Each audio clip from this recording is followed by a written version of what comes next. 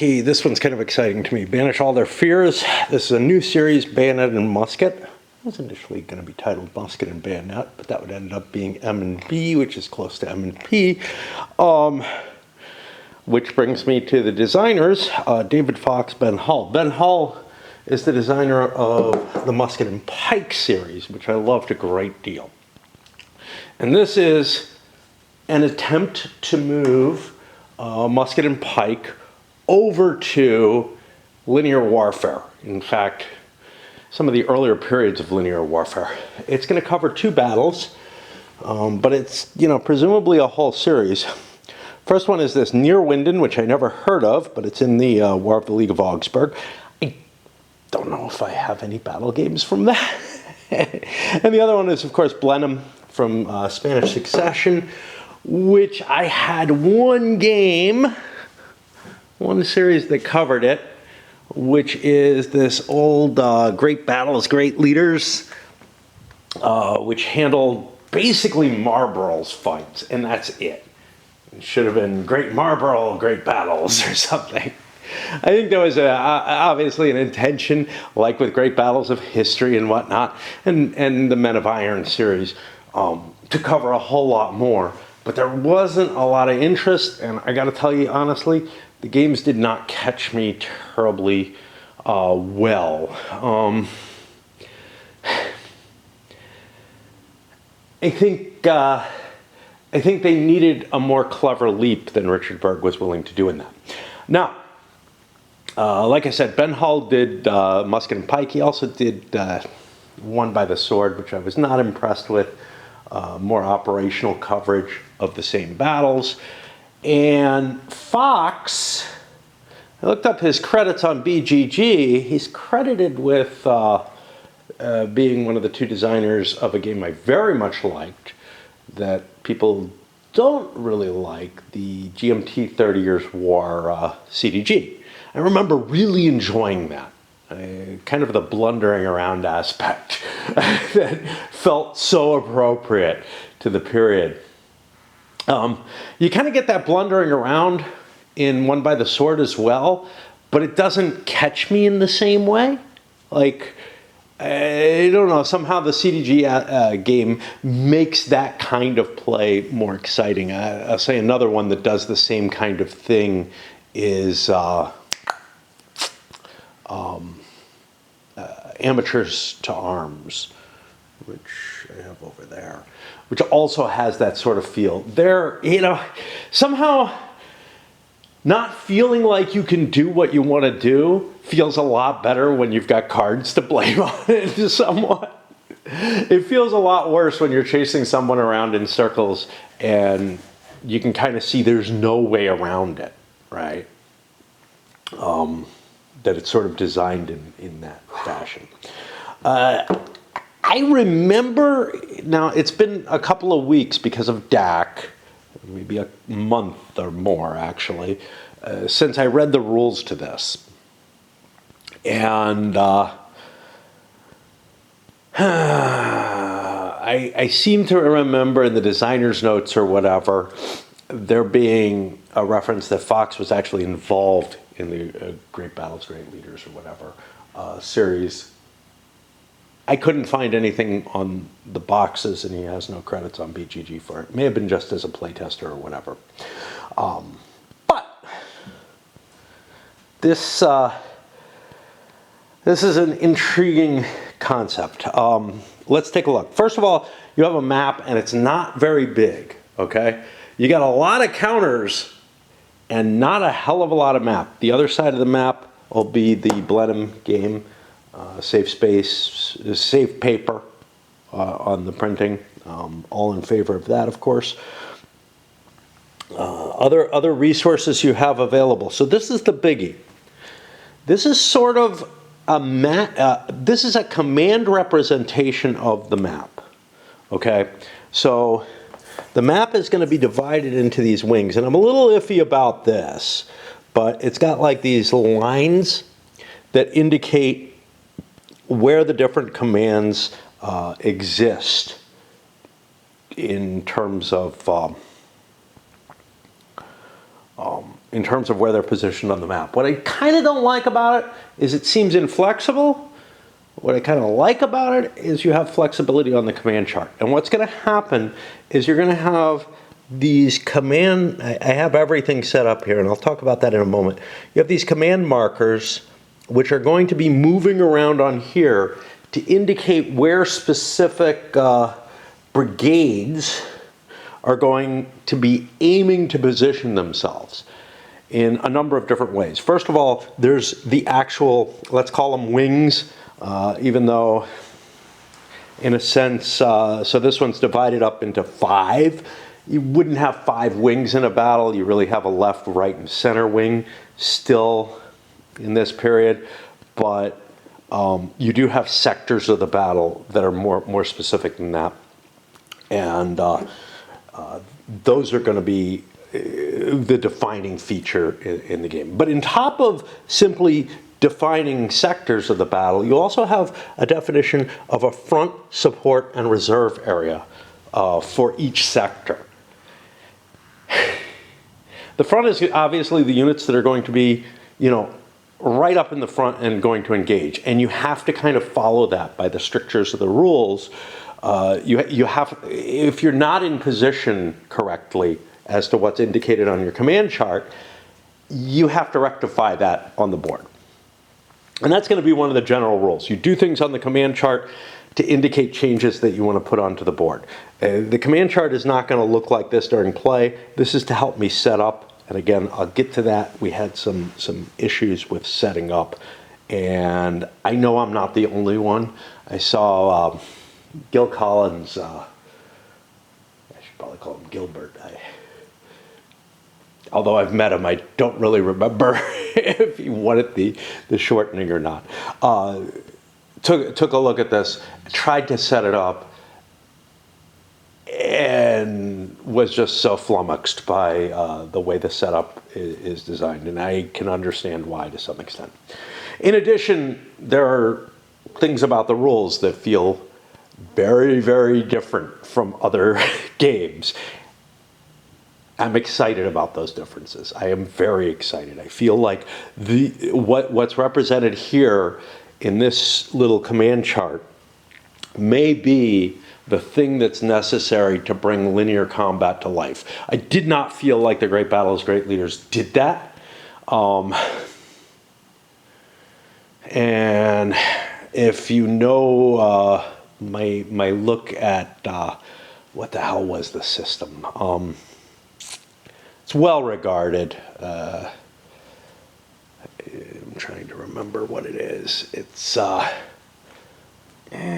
my names are not catching me here. Battles of the Age of Reason, which is focused on primarily the wars of Frederick the Great. That's still linear combat. That's linear combat at a much later era. And there may be more command and control capabilities at that point. What's trying to be represented here, so what you have is very, very small forces in the 30 Years' War period that musket and pike covers. In the period of linear warfare, you've made a jump to much, much larger national armies. The capability to raise and supply armies has gotten a lot greater. But in order to make up for that, new command or soft structures had to be devised. And linear combat is that concept, where units basically maintain contact with one another in lines, and that would enable the command and control of much, much larger forces. You still have that when you get to the era of Frederick, but it's getting more relaxed. The refinements that are being made allow for things like Grenzers and stuff like that to operate in larger quantities. And catching the rigidity of this early linear combat period is what this game is trying to do to a large extent. You also have this little thing, which, oh great, you know, it's a turn meter, it's a turn tracking chart. It's a lot of space for tracking turn, but where else would you put it? I mean, it could be put on a little card or something, which would be kind of cool, actually. I would much rather have something smaller that takes. You can see the counters are relatively large. Now, obviously, you have a bunch of markers here as well. An interesting concept in the game, route units. When units in this game route, they stay routed. Now, I know a lot of people have been unhappy about the kind of rubber routing that a lot of the Richard Berg games introduced, and that most systems have actually duplicated. And minis players especially are kind of like, they're routed, they're not coming back. Yeah, so there's an interesting argument to be made that the term route is being incorrectly used in these cases, which is that, look, units were able to reform and make it back in the field in many periods. Certainly by the time of the American Civil War, units were not routing off the map generally and just being gone. But at this period, it was very hard to get a unit back into fighting situation. So the idea of rubber routing would be really, really horrible here. And the kind of, you're not really routed, but you're falling back, you know, etc., is covered under other circumstances and rules in the game. So these, rather than simply removing routed units from the board, which some games tried to do to get rid of the bounce back and forth type concept, these are there in order to create the difficulties of coping with a routing force in the midst of your army. And that's always been something that I kind of felt like it needed to be there. So I'm happy to see that they didn't just go with the removal. These are formation counters, or command counters, essentially. Musket and Pike has a number of different commands you can give to a formation. This has much, much less. It basically has three. Movement, which is the assumed, or march. Dress ranks, which is to get your line back in order. And charge, which is to engage the enemy. That's it. Artillery. Is this artillery? Yeah. Artillery is handled in a couple of different ways.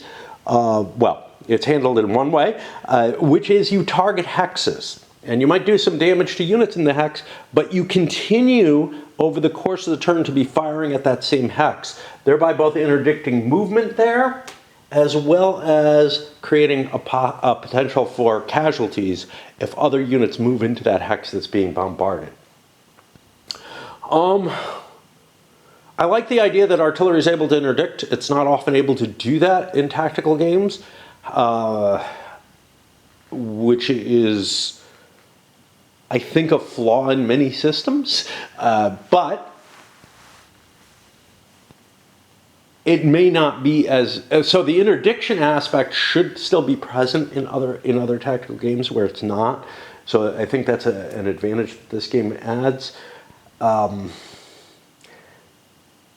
the artillery is less mobile and less fluid than it is, say, once you get to the French artillery reforms that come late in the century.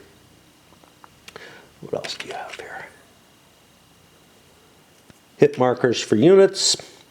Units, when they are hit, are going to have a damaged side, which has taken one hit on it. And then if they take more hits, they use one of these markers to indicate that the unit's just slowly being degraded. You can never recover that first hit, but you can recover later ones. I think that first hit also represents your first fire.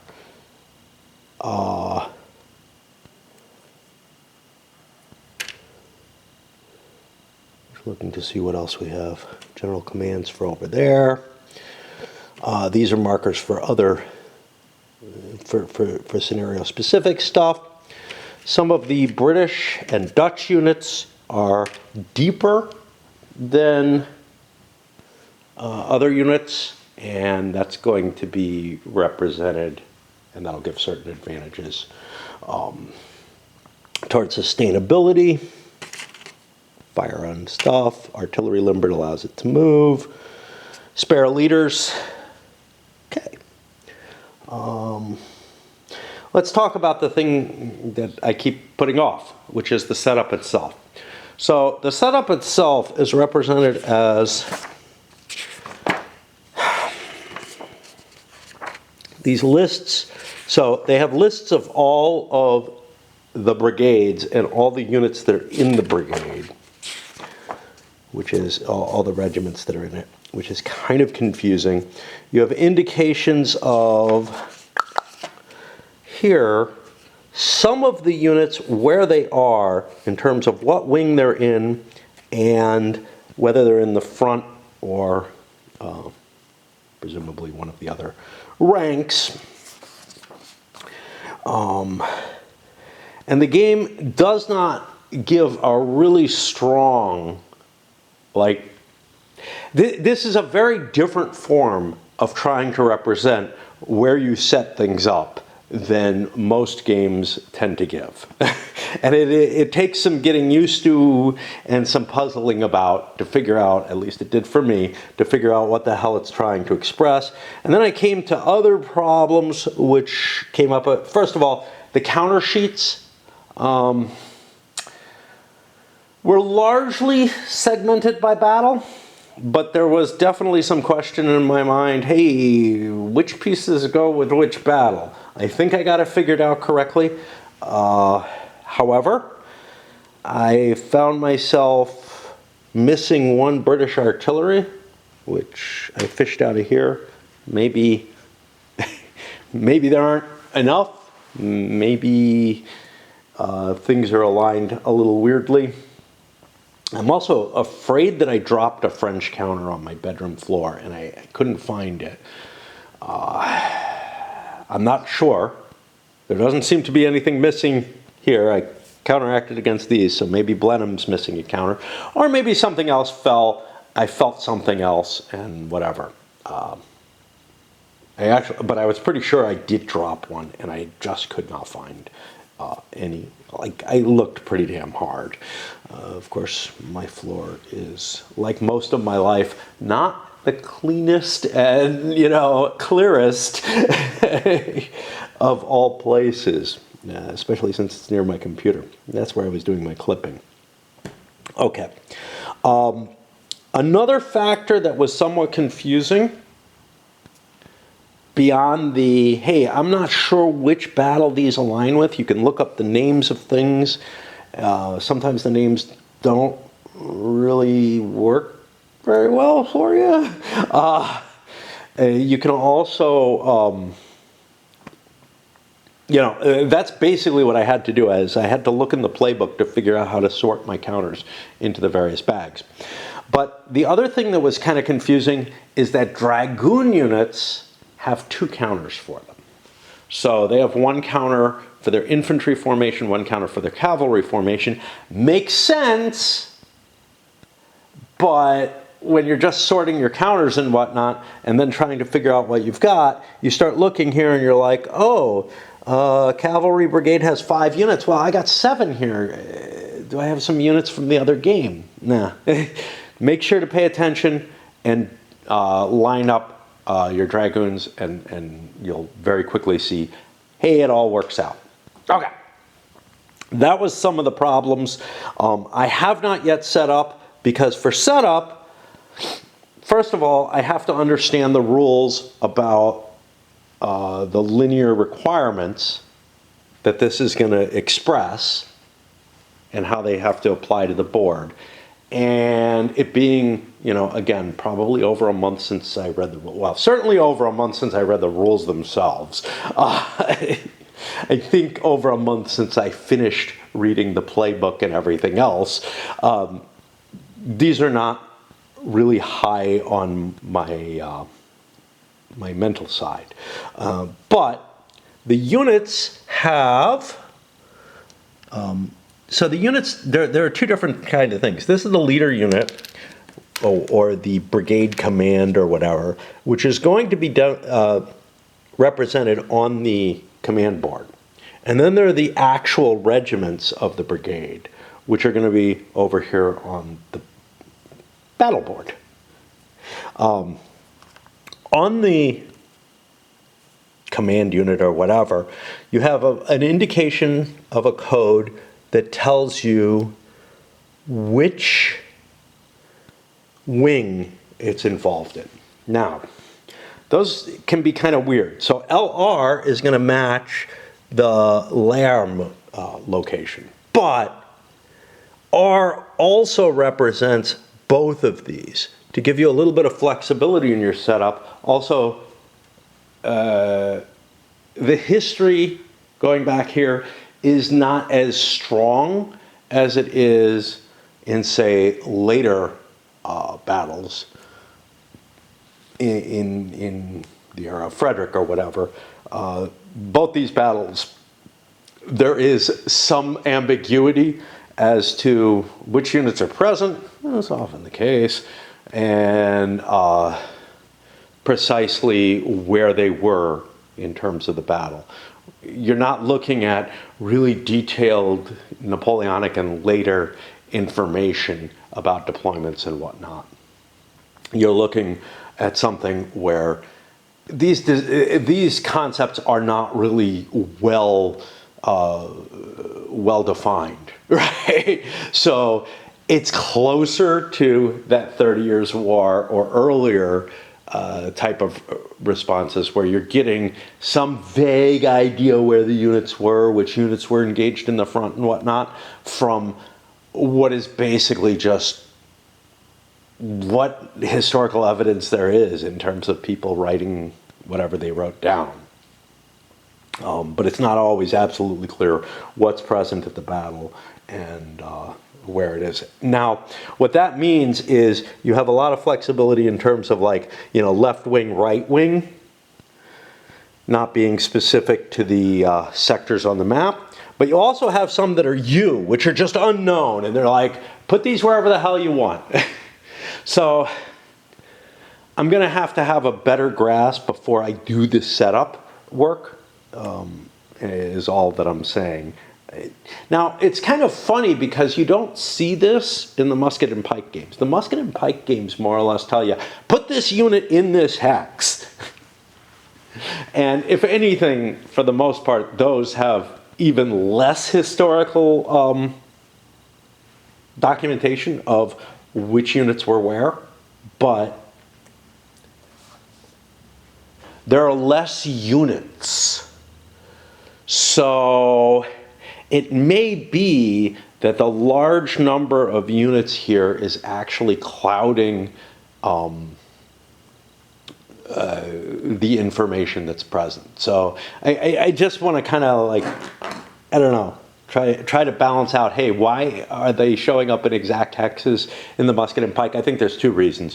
One, it makes the game easier for the players, period. You know, and two, it may be that actually in some ways the historical evidence is actually more accurate, simply because of the huge quantities of forces here, the large number of brigades that are present.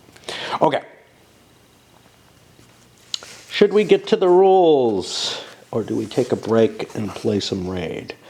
I think we're going to take a break and play some Raid. Now, I've gotten into showing a bit of the outside and talking a little bit about life, and I'll do a little bit here, more probably as I'm playing, just, you know, for those of you who are used to that. So if you're used to my life struggles and whatnot, the past couple of days have been really pretty and sunny. Today has not. It's starting to get more like winter and spring again. But I managed to get my shopping done, which is a big deal. I probably didn't get enough food and got way too many sweets because of Easter. And I also managed to do a little bit of work around the house, start to clean up Gloomhaven and stuff. Also got my living room back.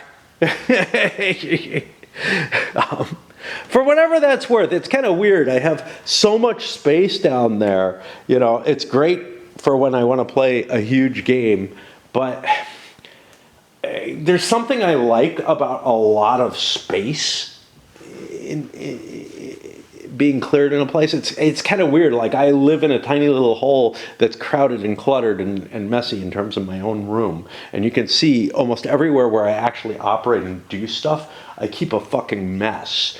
But it's not what I want necessarily. And I really do like there being like this big open, look at all the possibilities. I don't have furniture and stuff all over the place. I don't know, something about it appeals to me. And I know it appealed to my wife. She used to come up, not when I was home, but when I'd be away on Fridays dancing or whatever, and like skip rope up here or pace back and forth or whatever. She could have done it. I don't know. I guess she was afraid I'd interfere, but, you know, like just want to talk or something. I don't know. Anyway, I'm going to go do me some raid, and I'll come back, start digging into the rule book itself. What you saw so far isn't going to tell you much, about how the system works, but it's about all I can give you in terms of just the clean overview. Okay, let's get back to Banish All Their Fears. Some 6 hours later. All of it playing raid. And I'm not done for the day. It's actually not a heavy day. Just to give you an idea of how fucking demanding that thing is. All right. Oh, we talked about a bunch of this. Let's take a look at the units themselves. I didn't really point things out. We got the nationality here, combat value. Now, if it's underlined, that means something. I think that means that they might be the deeper units, but I'm not absolutely certain. We don't have that indicated here. We'll get that in a bit at some point.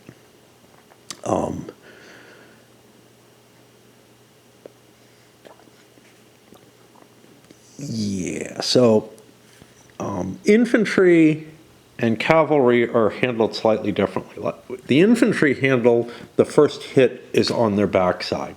The cavalry handle a disordered notation on the back, which is similar to a hit, but they can recover that. Let's see what we got here. The number of ranks of the unit, I don't think that actually matters. It's just a graphical representation. Dragoons are going to have 2 different units for each dragoon, a mounted unit and a dismounted unit. And basically the mounted work just like cavalry, the dismounted work as infantry, and I don't think you're allowed to switch between them during a battle. So you can't, you mount them up, move them, and then dismount them as infantry. That's not how they're meant to be used. They're deployed as one or the other, if I recall correctly. Some of the units, some of the regiments will have multiple counters to cover them to allow you to get greater frontage and whatnot. And that's just how they're going to deploy, and they're represented by these, 1 out of 2, 2 out of 2 indications. Artillery, I don't know. I think the number is the strength of the artillery. Hey, we didn't go over everything that says. The other side of the artillery is going to show that it's fired. These are battalion guns, which are assigned to certain units and can give some firepower. And do I have any here? I don't see any in the in this counter mix. They may be all there. What I didn't show was some of the player aids. Let's take a look at some of these. So we got 2 different player aids. It's not a fold-out book. I kind of like it better this way. And you got 2 copies of each set. They got the combat tables on them. And then this is command and movement. Movement factors are not printed on the counters. All units of a given type have a given movement allowance. And then, well, I don't know what the hell this is. It's indicating the charge ranges, rules on leaders, I guess, and the command counters and what they mean. Okay. Actually, the charge is the command counter there.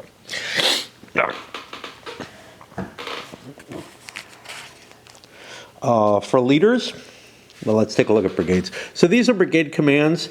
They tell you where the unit is to be positioned over on the command chart to begin with, the total number of units in the brigade, a morale value, and anything else. On the other side, it tells you if it's finished, which means it's conducted its movement for the turn. You're going to be alternating moves. It's a pulsed system. I didn't mention that. Also uses 10-sided dice for what that's worth. All right, now the leaders, you have wing leaders, and they'll be marked as wing nuts. And they have a leadership modifier. I believe that is only if they're actually stacked with a unit, with a brigade, that they affect it. And then you'll also have army commanders that say AC on them because they're cooler. General series markers. I'm just looking to see if there's anything that I haven't covered, but I think there are. The charts and tables. On the dice, zeros are zeros. Got a little glossary here. It's not. I like how it's set aside in the boxes. I think that actually helps a lot. When I see a glossary that's not set aside, I don't find this terribly as useful. A lot of games use abbreviations and such not, and those I find much more difficult. This one doesn't have a hell of a lot of different commands on it. Capacity. Wings and lines have a capacity in brigades, which is listed over here. That's how many brigades of frontage you're allowed on each of the three levels of that line. And in this particular one, the center allows for, brigades, right? Yeah. Given that some brigades are bigger than others, it's kind of weird because it's not really showing you the frontage of the entire, like it's not a fixed value of distance, as it were. Because if you've got a couple of big brigades in the front line, you may have difficulty getting all four up there. But it does provide for a limitation. We got scale listed here, which isn't too exciting. Okay. Sequence of play. You know, it's here. It's simpler than in musket and pike. Okay, let's start going over it. Artillery phase. Now this is going to be handled on the map. We'll have indications of these differentiations. Artillery doesn't belong to a particular wing or brigade. In general, support of the entire army, and its activity is consolidated into this phase. The light regimental guns are considered separately and are factored into infantry units in normal combat resolution. And you'll basically be able to fire your guns at specific hexes. Wing activation. The player who has the highest rated army commander goes first. If there's no sole highest rated army commander, you roll off.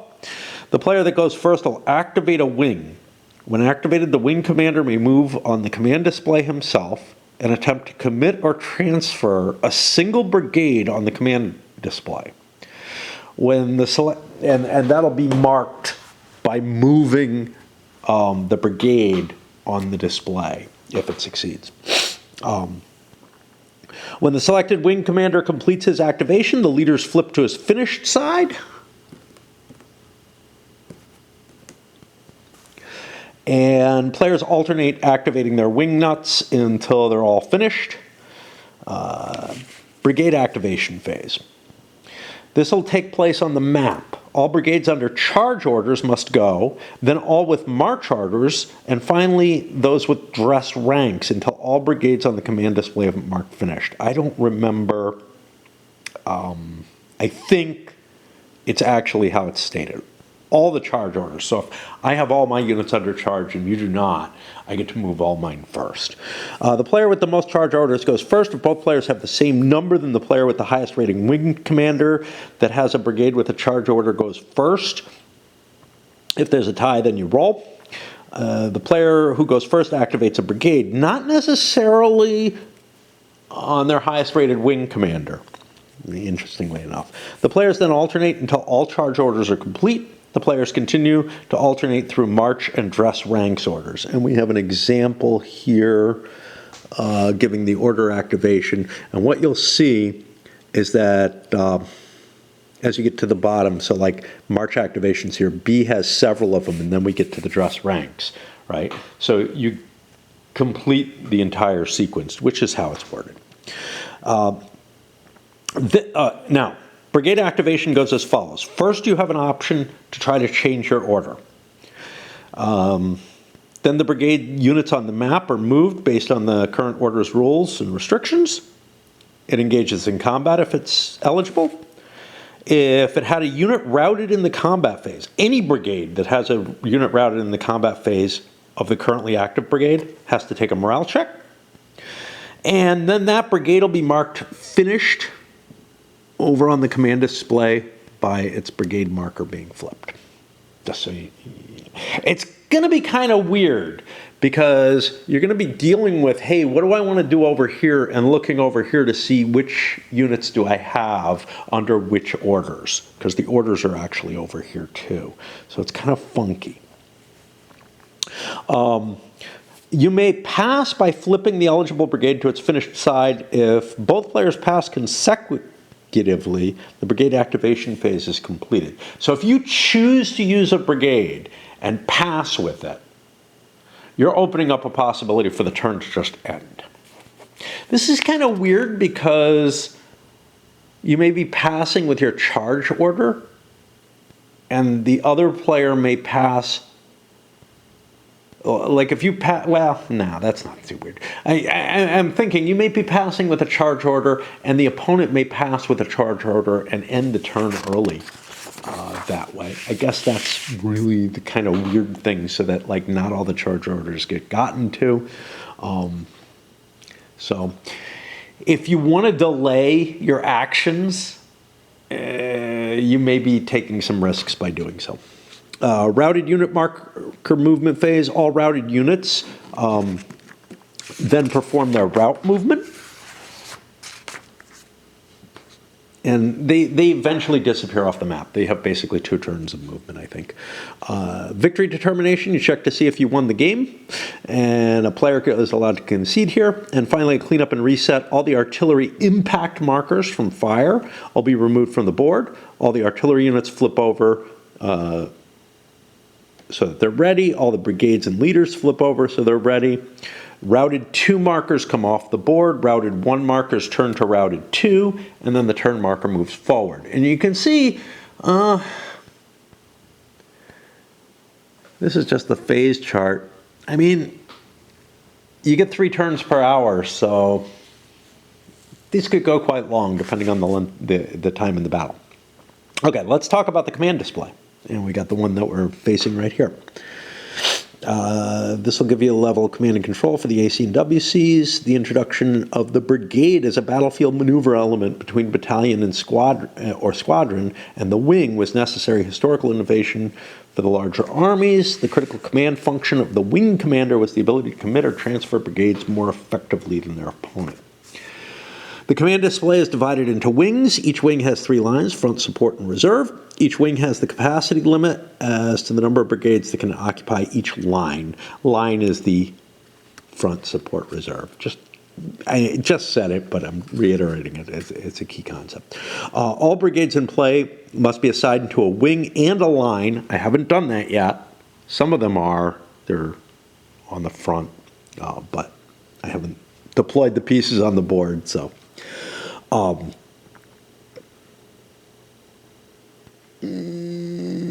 did I get to here? And placed accordingly on the command display. Units on the map have their movement restricted by the positioning of the brigades on the command chart.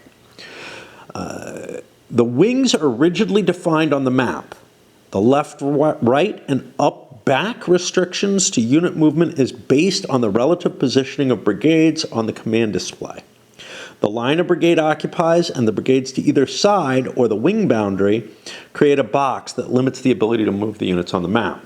So you actually display the order in which the units are in the line, in addition to the depth of the command and whatnot. Units in the same wing and line, left to right.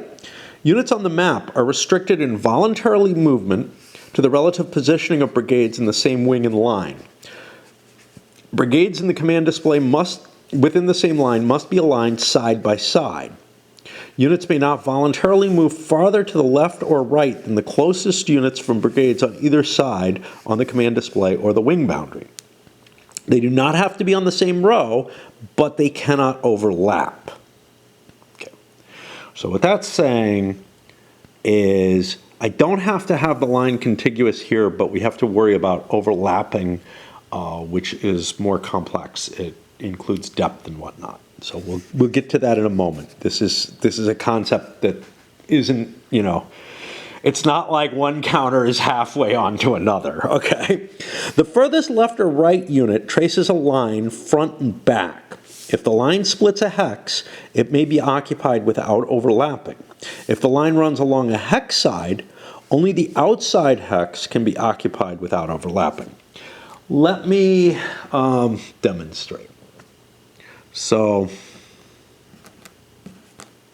let's say we got this unit here and this unit here.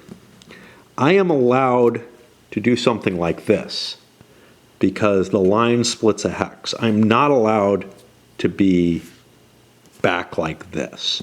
Just to give an example of what we're looking at here. This is really where things are going to be the most different from what you're used to, is the interaction between, wherever there's an interaction between the command display and the map, you're going to see something that you're not really used to seeing. Okay. The furthest left or right unit, yeah. There can be several hexes of separation up or back between units from brigades of the same line, but they still may not overlap. So even if it's several hexes back, I still have to maintain some kind of echelon formation where they could kind of conceivably all be at the same front. If units overlap due to advances or retreats from combat, the player must attempt to move them back into compliance at their first opportunity during an activation of one of those brigades. And here it shows, yeah, don't do this, don't do this. And let's see, this is something else. Let's get to that in a little bit. Units in the same wing but different lines. Up, back. Up, back, what? Different lines would be front, support. Units on the map are restricted in voluntary movement to the relative positioning of brigades of the same wing but in different lines. Units may not voluntarily move even or farther to the front or back than units from brigades in different lines in the same wing, in either direction on the command display. If units violate this due to advances or retreats from combat, the player must attempt to move back into compliance at his first opportunity during the next activation of one of those brigades. So this is a different kind of overlapping where you're overlapping the lines instead of the wing. Now, well, wing and line, right? So if I'm in the front, I can't have an overlap of the type that I described here. If I have two different lines, they can overlap in this sort of way. What they can't overlap is in that up-back concept here. Units from different wings' wing boundary. The command display provides an abstraction of the command and control of the wings and brigades. The command display conveniently arranges them in parallel, but on the map, due to terrain, they may converge due to terrain and the curving of the line of battle. And you'll see these are the distinguishments for the lines, and they are a little bit different. And they cross. What's up with that? Well, I don't know. Each map has wing boundaries marked with a prominent red dashed line. Okay, so the red dashed lines are the different, and we don't have a letter here, but for example, this LR is this. Okay. What are those other lines?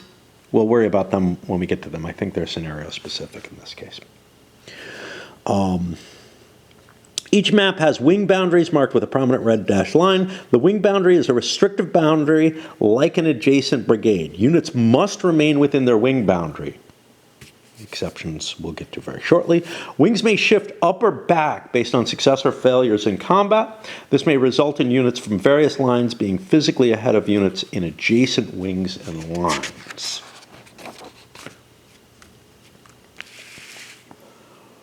And so we have a demonstration here. Relationship between command display and map. So you are in, everything is in this one wing. Okay, the Unterglau wing. Oh God, it has a U on it. It's not in this scenario, but oh boy, that's going to be scary. Okay. You'll notice all the units have a U. Now, these units can move. The brigades can move to other wings. That's just their starting wing. But this is showing, look, this line is here, and it's conducted. First, this one unit here is present here. And you see they're stacking. Then this unit is present here, etc. Right? All nicely aligned, perfectly fine. Similarly with these guys here, but then we get here. I think this is the front, okay? Doesn't say on here. And then this is going to be the final, the reserve. And you can see this unit's here. These guys are all stacked together, so they're just fine. This, we've reached the half point. We're on the other side of the split. Here it goes through the hex. I'm allowed to be in there with this brigade, as I think, and then another brigade here. And again, I'm allowed to be here because the line is right here, right? You cut, let's say my unit is here, the dividing line comes through here, so then units on this side are fine. I mean, you could end up with something completely screened, actually, if you're only one hex width on the line. What do we got here? Brigade integrity violations. We haven't gotten there yet. Have we? Let's take a look at what they say. In this figure, the red circles indicate violations and are numbered 1 through 4, counterclockwise from the upper right. In number 1, Airbox Cavalry Brigade has crossed the wing boundary. Not allowed, okay? Assuming it's not part of the other wing. In number 2, over here, what's up with this? Oh boy. It's Bessie. I don't know why these... This is a different command, and it looks like it's crossing the wing boundary as well. Maybe it's not giving all examples. In number 2, Webb's Infantry Brigade is not in compliance with brigade integrity, 5.2. I think that's the fact that they're not adjacent to each other.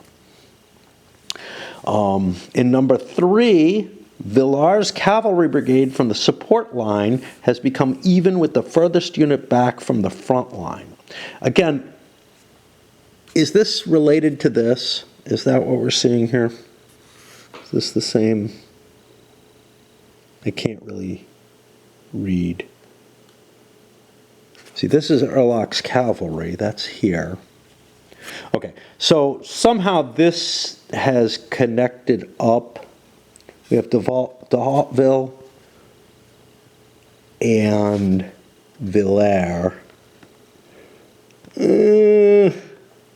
I'm not seeing the same commands present here, so I don't know why.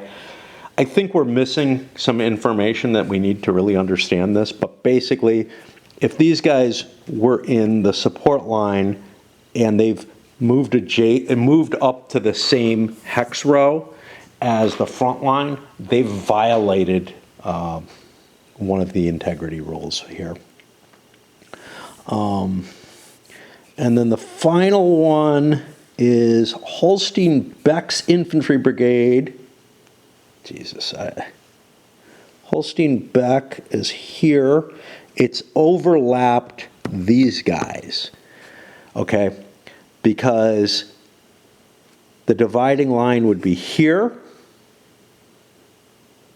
Well, this is Holstein-Beck here, cutting back behind. So yeah, both of these units are problematic. This unit actually, I think, would be okay being back there. But anyway, we're going to struggle with these.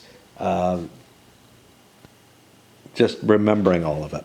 Okay, non-compliance due to transfers or commitments. A brigade which is not compliant with these rules when activated has its order automatically changed to a march order, and the player then must attempt to move the units from the brigade into compliance. A brigade that is not in compliance with those rules is marked either as a result of a transfer or commitment with the appropriate committed or brigade transfer marker, or at the end of the brigade's activation as a reminder to the player that action is needed to bring the brigade into compliance. And we have these here, commitment, brigade transfer, etc. Commitment's going to be moving the unit towards the front, or back, I guess. Transfer is moving it from wing to wing. A brigade that's not in compliance may not change orders to charge or dress ranks. The brigade remains in march order until it moves within compliance. There's no time limit. A brigade could be transferred from one end of the map to the other and take several turns. But I think you have to be making a maximal effort to get it into compliance, just given the other rules about compliance. Those counters are just to help remind you that you're shifting position. Where those counters are placed. I think it's supposed to be placed on here. It might be more helpful to have it over here where you're actually moving the units, but I don't know. Committing brigades. Brigades generally cannot fight effectively and certainly cannot attack if not in the front rank of a wing. As wings takes losses, you may wish to move brigades forward into the front rank or possibly relieve depleted brigades back to the support rank and perhaps further. Voluntary commitment. Never do it. I've never been committed, so don't worry about me, but I've known someone who was voluntarily committed and couldn't get out afterwards for a while. Committing a brigade is the action of moving a brigade between lines within a given wing. The AC or WC may attempt to commit a brigade that is eligible by consulting the WC action table. Let's look here. I'm expecting that's going to be here. Yeah. Okay, so if I wanted to commit a brigade, I would have to roll a 2, and I'm assuming that is 2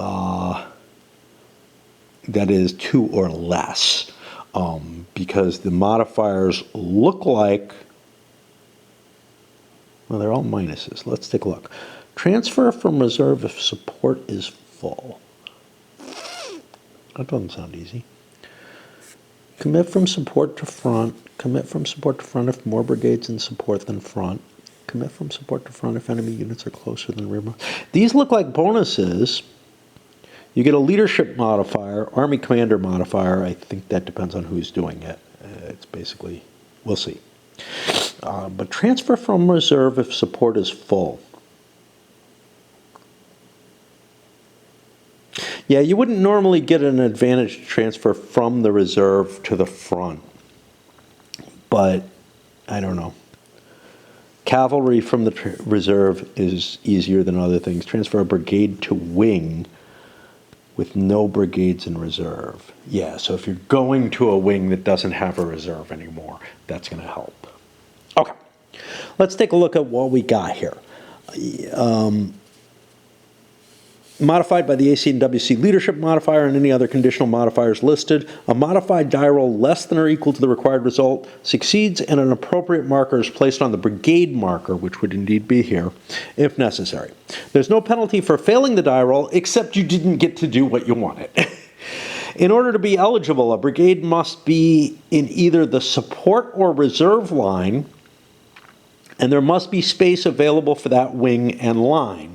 Brigades can be committed from support to the front, reserve to support, or even or support to reserve. I'm not seeing anything that gets you reserve up to front,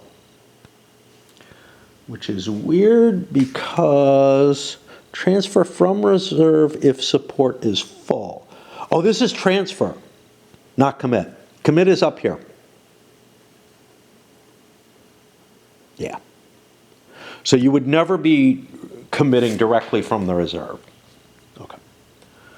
Transfer would be if your reserve, if you're blocked by, you get that benefit if you're blocked by a lot of units in the support, by a full support line, you could shift over, which you'd probably want to do. Okay.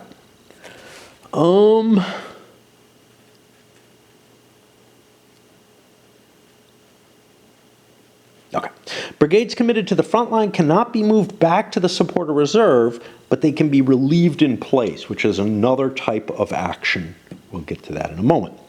At the involuntary commitment, you don't want this either, but it's just weird that, like, if you voluntarily commit yourself, you're not allowed out. The game kind of is that way too. At the instant all brigades in the front line of a wing are routed, any support line brigades are immediately moved into the front line, and any reserve line brigades are immediately moved into the support line on the command display to the limit of the line's brigade capacity. At the instant all brigades from the support line of a wing are committed to the front line, any reserve line brigades are immediately moved into the support line of that wing to the limit of the line's brigade capacity. Without you have to make any rolls or anything. These are just automatic occurrences because of the situation on the field. Your front line collapsed. Yeah, we're the new front. We're allowed to fight now. Brigades cannot change lateral placement during involuntary commitment, lateral being from wing to wing. Relief in place. A brigade may not be committed backward in line. To relieve a frontline brigade, the brigade in the support line directly behind it may be committed to the front line instead. In this event, the brigades switch places on the command display. I'm not sure what they mean by directly behind. Okay? Do they mean the support box that's directly behind, or is it the unit that's directly behind? I think it's just support box, and you're able to kind of, push a unit of your choosing from, say, support into the front. Oh, okay. Let's take a look at how this works. The brigade to be relieved, so they switch places on the command display. The brigade to be relieved may not be under a charge order and may not have any units adjacent to enemy units or units under effective artillery fire when the attempt's made.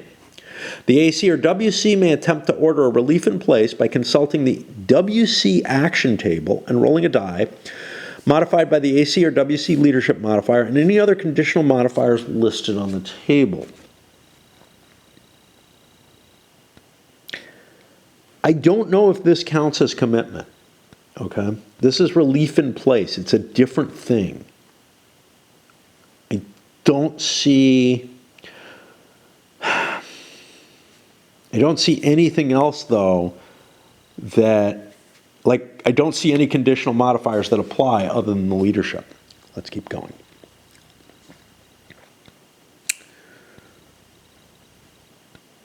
A modified die roll less than or equal to the required result succeeds, and the appropriate markers are placed on the brigade markers if necessary. There is no penalty for failing the relief in place die roll other than the desired action not taking place. The brigade from the support line that is relieving is the one that is liable to get into compliance and is marked as such. They're going to have the mark on them. So the unit that's being committed, and I think you probably get the commitment modifiers because it is essentially a form of commitment, but I'm not positive. But the fact that this says there are other modifiers makes me... See here, it's the same wording, and any other conditional modifiers on the table. I don't know.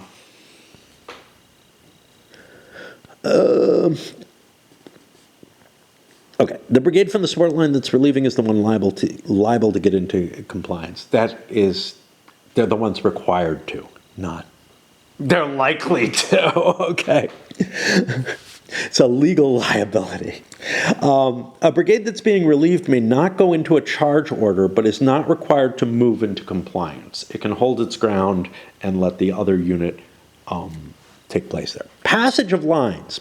This is used to commit a brigade from the reserve line to the support line when the support line is full. Similar to a relief in place, a successful commitment allows the brigades to switch places on the command display. The brigade in the support line being passed may not have any units adjacent to the enemy units or be under effective artillery fire. It sucks if your support line is adjacent to the enemy. That means you got problems. The AC or WC may attempt to order a passage of lines by consulting the action table, rolling a die modified by the leadership, and any other conditional modifiers listed on the table. And again, I think this is going to be the commitment modifiers. A modifier die roll less than is effective. Again, no penalty. Shifting left to right within a given wing. That's this. This is going to take a somewhat easier chance. Relief in place is kind of expensive. Passage in lines is no harder than commitment. But shift left to right allows you to exchange places with an adjacent brigade. The AC or WC can attempt to order it by consulting the table, rolling a die. Conditional modifiers listed on the table. I don't think there are any here. So, oh no, there is. Shift left to right on reserve line. Yeah, okay. Yeah. But in general, in front or support, it's going to be hard to shift left to right. I'm kind of weirded out by the directly behind from the earlier relief in place rule. But anyway. A modified die roll succeeds. Markers placed on the brigade markers if necessary. I'm not sure what your marker would be in that case. So it's not a commitment because you're going like this way. It may be a brigade transfer, but it feels weird. And you're basically just putting the marker on the unit to remind you this unit needs to be moved. You know, it's not in the right place on the field anymore. That's all that marker is. It's just a mnemonic device, but I think a very important one. There's no penalty for failing other than the action not taking place. Transferring brigades. Brigades may be moved between wings. This can only be done voluntarily by the WC performing the action, not by the AC, during the activation of the wing. Brigades may be transferred from the reserve or support lines. If the attempt succeeds, the brigade is moved to the reserve line if the support line is occupied by any brigades. If no brigades are in the support line, then the transferred brigade is placed in the support line. Cavalry may be transferred to any wing. Infantry can only be transferred to an adjacent wing. So you have to do multiple commands, command changes to shift a brigade across the battlefield. But a whatever the Cav brigades are, I think they're brigades, is able to move more rapidly. Okay, here we have the AC or wing commander. May attempt to order a transferring of brigades by consulting the table, rolling a die, the modifiers. It's all the same as all the others, and you mark it with a transfer marker to indicate that you're making that movement and that it's not completed yet. Once you're in compliance, you're fine. Compound transferring and committing. It's possible that a given brigade can be transferred and committed in the same turn. This is permissible, though units on the map may take more than one turn to move into compliance with their rules. Okay, we're going to pause there because, I don't know, I came up because I wanted a break from Raid more than anything else. We'll get through this. This is some of the most complicated stuff in the game, is some of the newest stuff is how do you deal with the consolidation of the command table and, well, the command chart and the, or whatever you want to call it. The representation of the map as this very abstract command tableau with the actual normal map. And it's really just letting you know where the units are supposed to be and getting you to the right locations. Jesus, winter came back. You know, it was rainy and chilly and whatnot, but it's getting close to freezing, which is not that common even in winter here. All right. Orders. I need to relight. Not that it'll last long, but I need to. Like I said before, there's 3 different orders in this game: charge, march, and dress ranks. If you don't have a marker, you're under march orders. Whenever you're activated, you have a chance to attempt to change your orders, and that'll be using this table here. Based on your location, the current orders, and what you want to switch to, you have a die roll you have to make.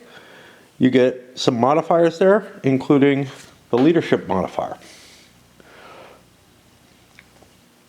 If you succeed, you get a different chit or remove the chit, and then you will follow the restrictions of that order. When a brigade is activated, the priority of activity is compliant with the command display, then brigade integrity, and finally order compliance. So you have to get to the right location, you have to get your brigade essentially dressed, and then finally you have to try to follow the restrictions of the order itself. Basically, you don't go charging forward into an enemy until you're in brigade compliance, for example, and in the right location on the map. All right, brigade integrity. If no units of a brigade are adjacent when the brigade is activated, the brigade automatically changes to a dress ranks order. If some units are not adjacent when the brigade is activated, those isolated units must move to become adjacent during the activation and are treated as if they're under their own march orders at that point. Infantry, cavalry, and dragoons under a march order can move their full movement allowance, and those are specified here.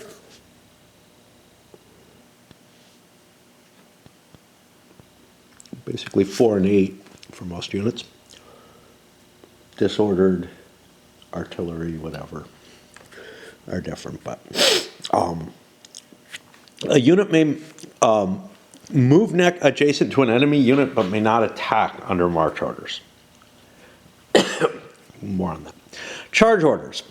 The charge order is the only order that allows a unit to move adjacent to an enemy and initiate an attack, and that attack can only be against the listed priority hexes.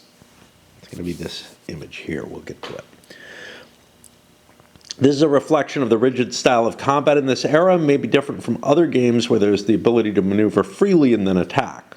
Also note that the units not under a charge order that start their activation adjacent to enemy units that are themselves under a charge order may voluntarily attack. This is a counterattack. This is kind of weird because here it says you may move adjacent to an enemy but may not attack. If you move into contact to the enemy, you can't attack. But if you start adjacent and the enemy is under a charge order, you are allowed to attack.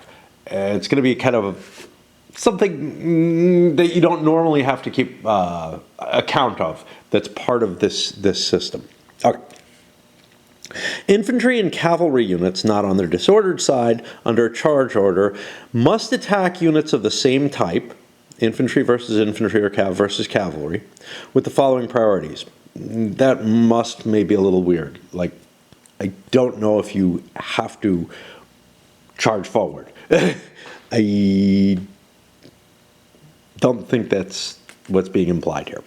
The 2 hexes immediately in front of the unit are highest priority, the ones here.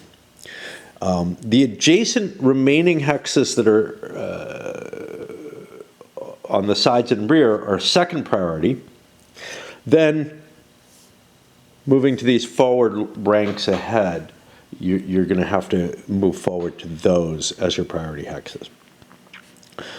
For cavalry only, this 4th priority applies. It does not apply for infantry. Okay. If no units of the same type, okay, infantry attack infantry, cavalry attack cavalry, for the most part, are in the charge priority hexes, and if circumstances permit, then cavalry units under a charge order must attack any eligible infantry units, following the same priorities, I believe, and infantry units must attack cavalry units. Units in a brigade under a charge order with no enemy units within the charge priority 1 hexes may change facing 1 vertex, and if an enemy is now in a charge priority hex, it must charge it. Okay, I think you must engage, actually, given the way that's worded. When attacking in priority 2 hexes, the charging unit changes facing the minimum number of vertices to charge. When multiple enemy units are in the same priority, it's the player's choice which ones to attack. Charging is still considered a form of movement, so movement points are expended to execute the charge order. Terrain and artillery impact markers may impede the unit from reaching the target hex in a single activation, but the charge must still be executed as if the unit could reach the target. A charging unit is not required to enter a red artillery effective impact hex. A charging unit may move to avoid obstacles or artillery impact to reach the target. Let me take a look at the artillery piece. See what the 2 choices are. Artillery effective, artillery hit.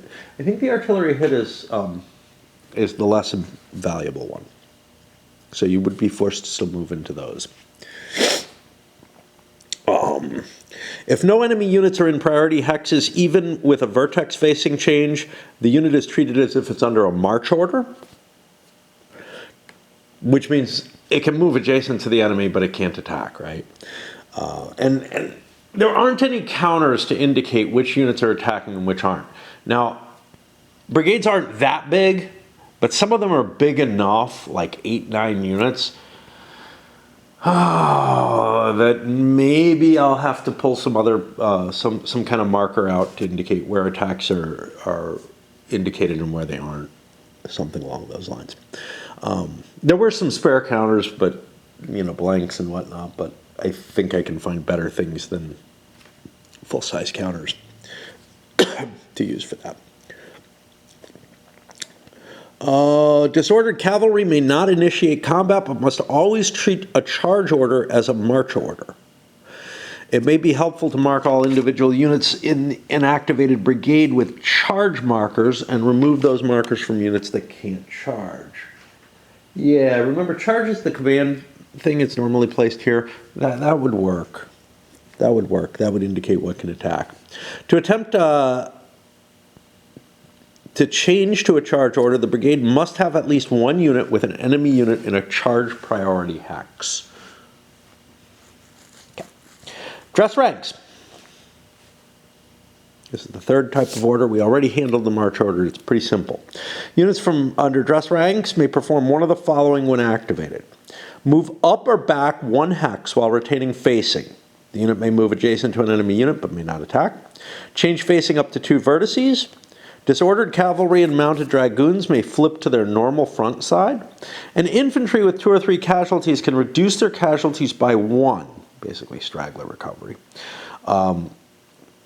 Infantry units flipped to their single casualty side may never return to full strength during the battle.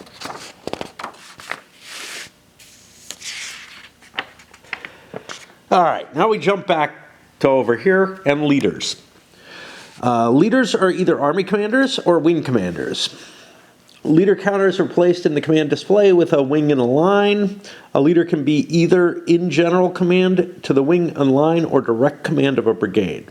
General command is indicated by placing that leader counter in a wing and a line, but not stacked with a specific brigade. Direct command is when the leader is stacked with a brigade marker. Only a leader with a leadership modifier greater than 0 can be put in direct command of a brigade. All leaders may move once in the wing activation phase. The AC can move when any one of that player's wings is activated, but only once in a wing activation phase. The AC may move up or back 1 line and left or right 1 wing. WCs have to stay within their wing when activated. A WC can move up or back 1 line in their wing and may stack or unstack with a brigade. I think this is going to not allow certain things that happened historically, but we shall see. Because in linear, in the victory rules for this, losing a wing, one of these one of these columns is the victory conditions for the battle. So, like, if your line breaks anywhere, you fail. I believe. I'm not sure. I got to cope with this, but let's keep going. When in general command, leaders, both army commander and wing commands, general command not with a particular brigade, may each attempt 1 commitment or transfer per turn using their leadership modifiers for a brigade in its line or wing. The AC leadership modifier can also cumulatively modify the WC's commitment or transfer attempt if the WC is in the AC's line and wing, and use their leadership modifiers for any brigade order change in that brigade if that brigade is in the same line and wing. When in direct command, the leader can only modify the brigade order change attempt for the brigade with whom the leader is stacked.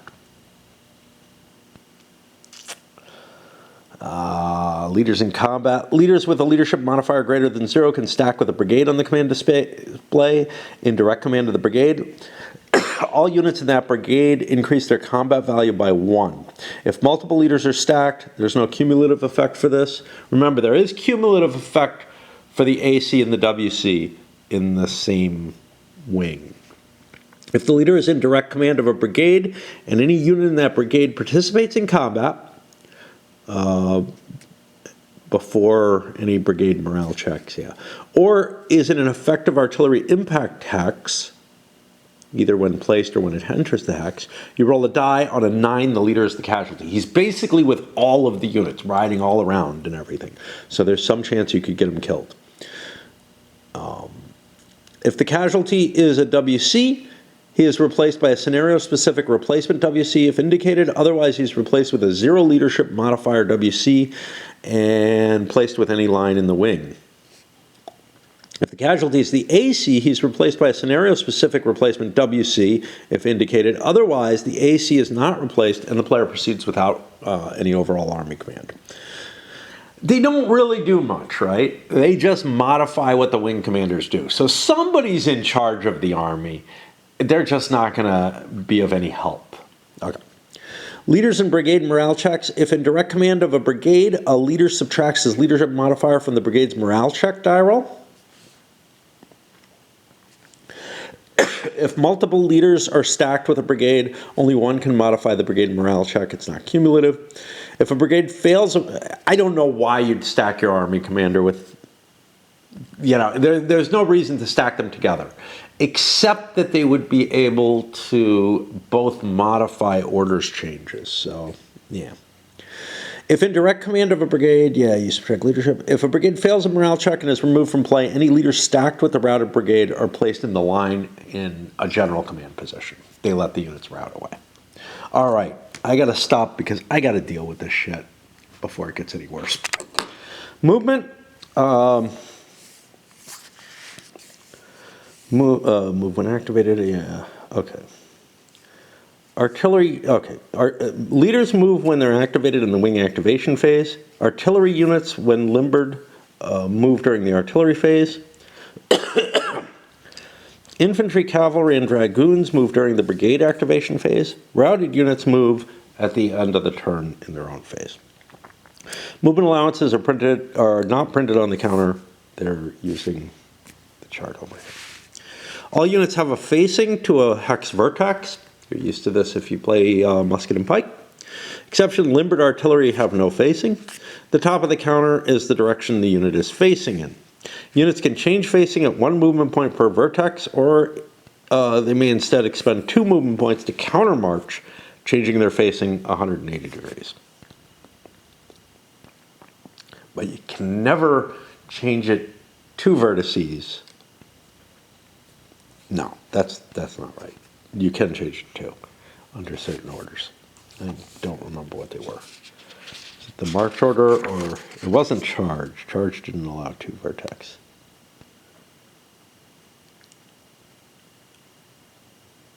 Somewhere we had one. Oh, dress ranks. Which doesn't allow a lot of movement. Okay. Stacking. He wanted to design a game that had no stacking, but the size of the maps, the frontage that was involved, etc., required that some of the units be able to stack. Infantry, cav, and dragoon can stack with units of the same type from their own brigade. From their own brigade. There are 2 cases of stacking, standard and village defense. The normal case is 2 units of the same type and brigade can occupy a single hex. In the normal case, the units share the same facing. The village defense case is from 2 to 4 infantry units of the same brigade can occupy a single village hex. Villages, and if you watch the old Berg games that I did, they deal with this as well, had a very interesting defensive effect on the battles. And you basically could pack lots of units in.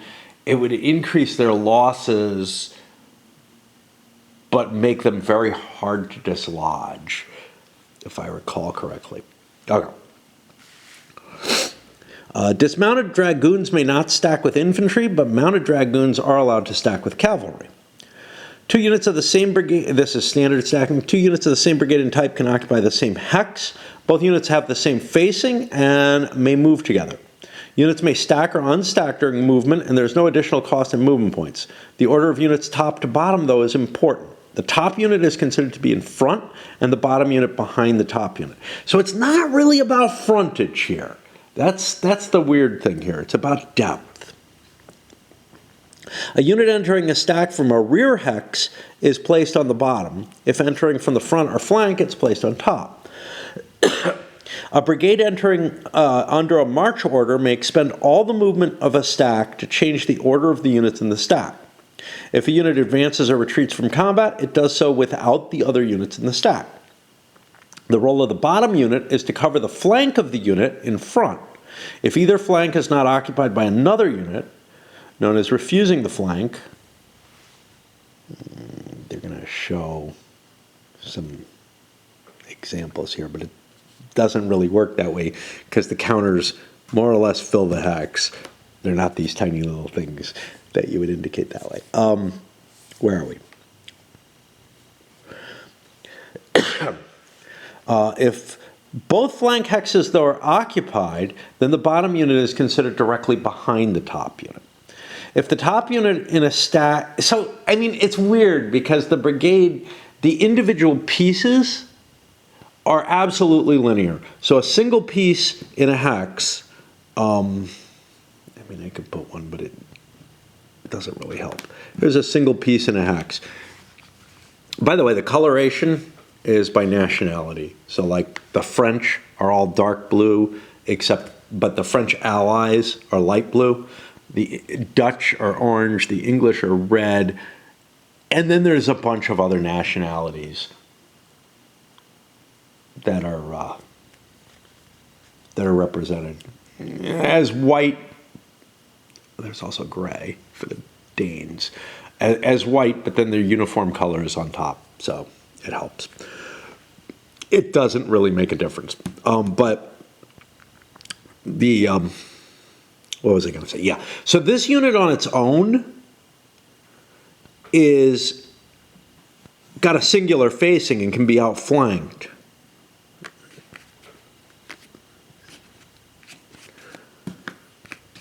But these two, they have to be the same brigade, like this, would be in a position where essentially like the flank is covered by the back unit.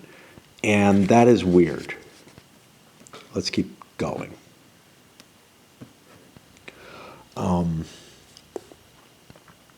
Okay, if the top unit of the stack is forced to retreat, the bottom unit is behind it, and then the top unit is unable to retreat. If the bottom unit is refusing to flank, the top unit is allowed to retreat without any impact from the bottom unit.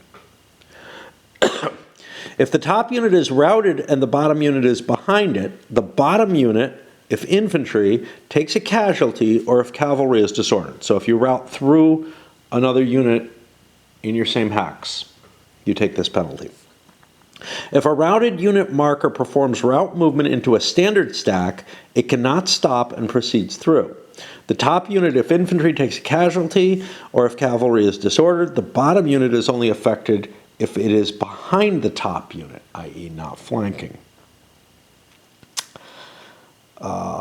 Standard stacks must attack and defend through one of the two frontal hexes if a flank is open.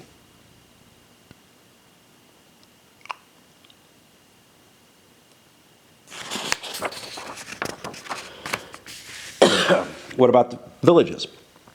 Between 2 and 4 infantry battalions may occupy a single village hex. The infantry battalions... Now, did we have earlier...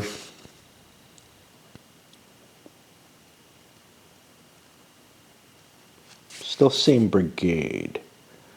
So standard... Oh, it's just same brigade. Yeah, they didn't have to be of the same unit. Okay. All right.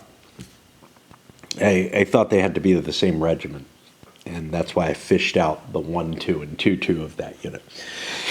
Between 2 and 4 infantry battalions may occupy a single village hex. The infantry battalions defend the vertices of... Because I was thinking, there aren't a lot of regiments that have 4 counters. The infantry battalions defend the vertices of the hex as needed per figure 21 down here, and you can see they space around.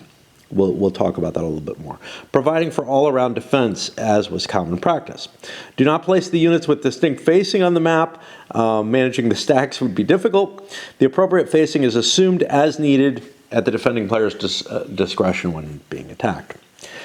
Infantry battalions defending a village ignore retreats in combat, but they do take a casualty hit instead.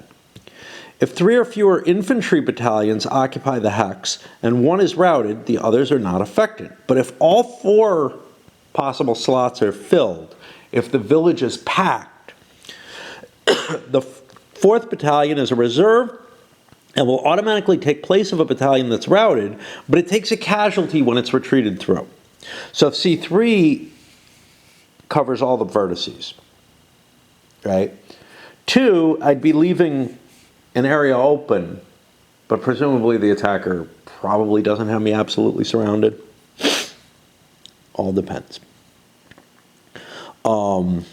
If a routed unit marker performs route movement into a village defense stack, it cannot end there and must move through. The battalion that was covering the hex side it entered and the 4th battalion, if present, each take a casualty. See, casualties in this represent disorder, among other things. We'll see. There's more to it. Coupled with dress rank order that allows battalions to recover casualties, village defense stacks can be very powerful, but manpower intensive. French infantry was loath to take on the Allies toe-to-toe on open ground and preferred to use village defenses and field fortifications. The short range of the period musketry and the associated tactics allowed attackers to get very close, which reduced the effectiveness such positions would have in later periods.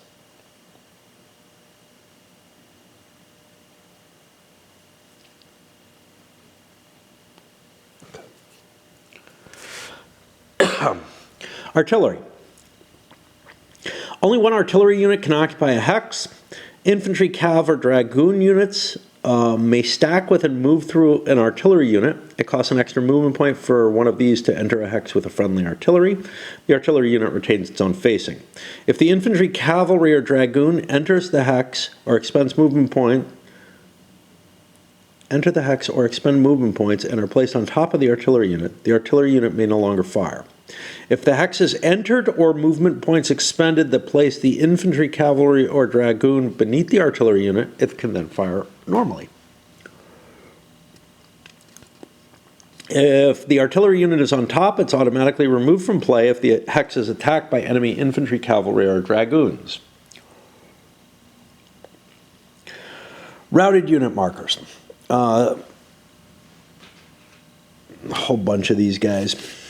Stacking with routed unit markers is not allowed. If a combat result, these replace the combat unit. They're just there to create problems on the field. They are not something that can be recovered.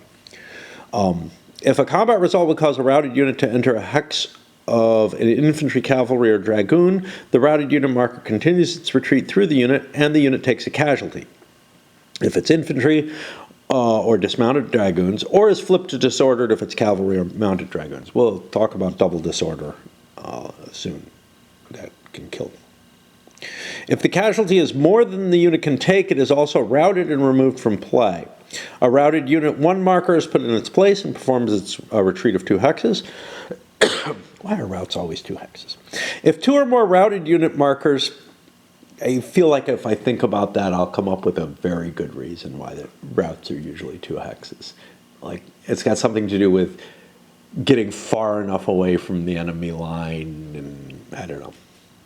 If 2 or more routed unit markers and end route movement in the same hex, remove the excess, retaining 1 with the greatest number of turns remaining, i.e. it's just a mass of men causing problems on the field.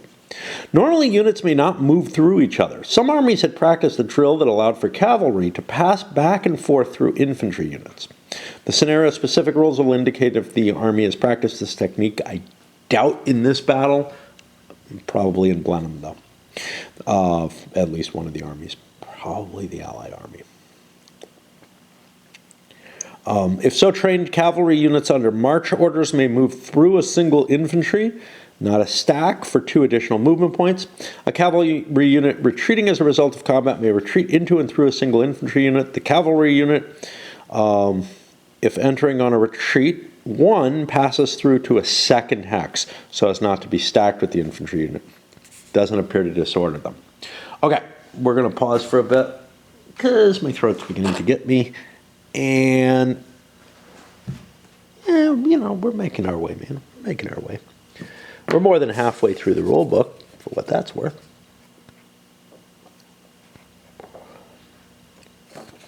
Combat is going to be most of the next thing.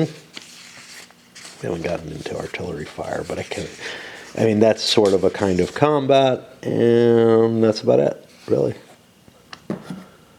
So, we'll probably finish up on the next one. All right, let's see. We can get the rest in. Artillery.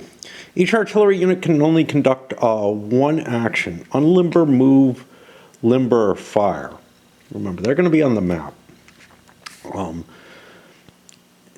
An artillery can pivot to any facing when unlimbering, 2 or more vertices while limbered, or 1 vertex before firing. Both players conduct their unlimber, move, and limber actions simultaneously, and then beginning with player with most artillery, you alternate resolving fire. All this alternation feels kind of like Wellington's victory. Alternation of fire. The pulsed movement, there's a lot of games that have that nowadays. Musket and pike among them. One at a time. If tied for most artillery units, each player rolls a die. High player goes first. La la la. Okay. You select one of your artillery units not on already fired and conduct a fire action.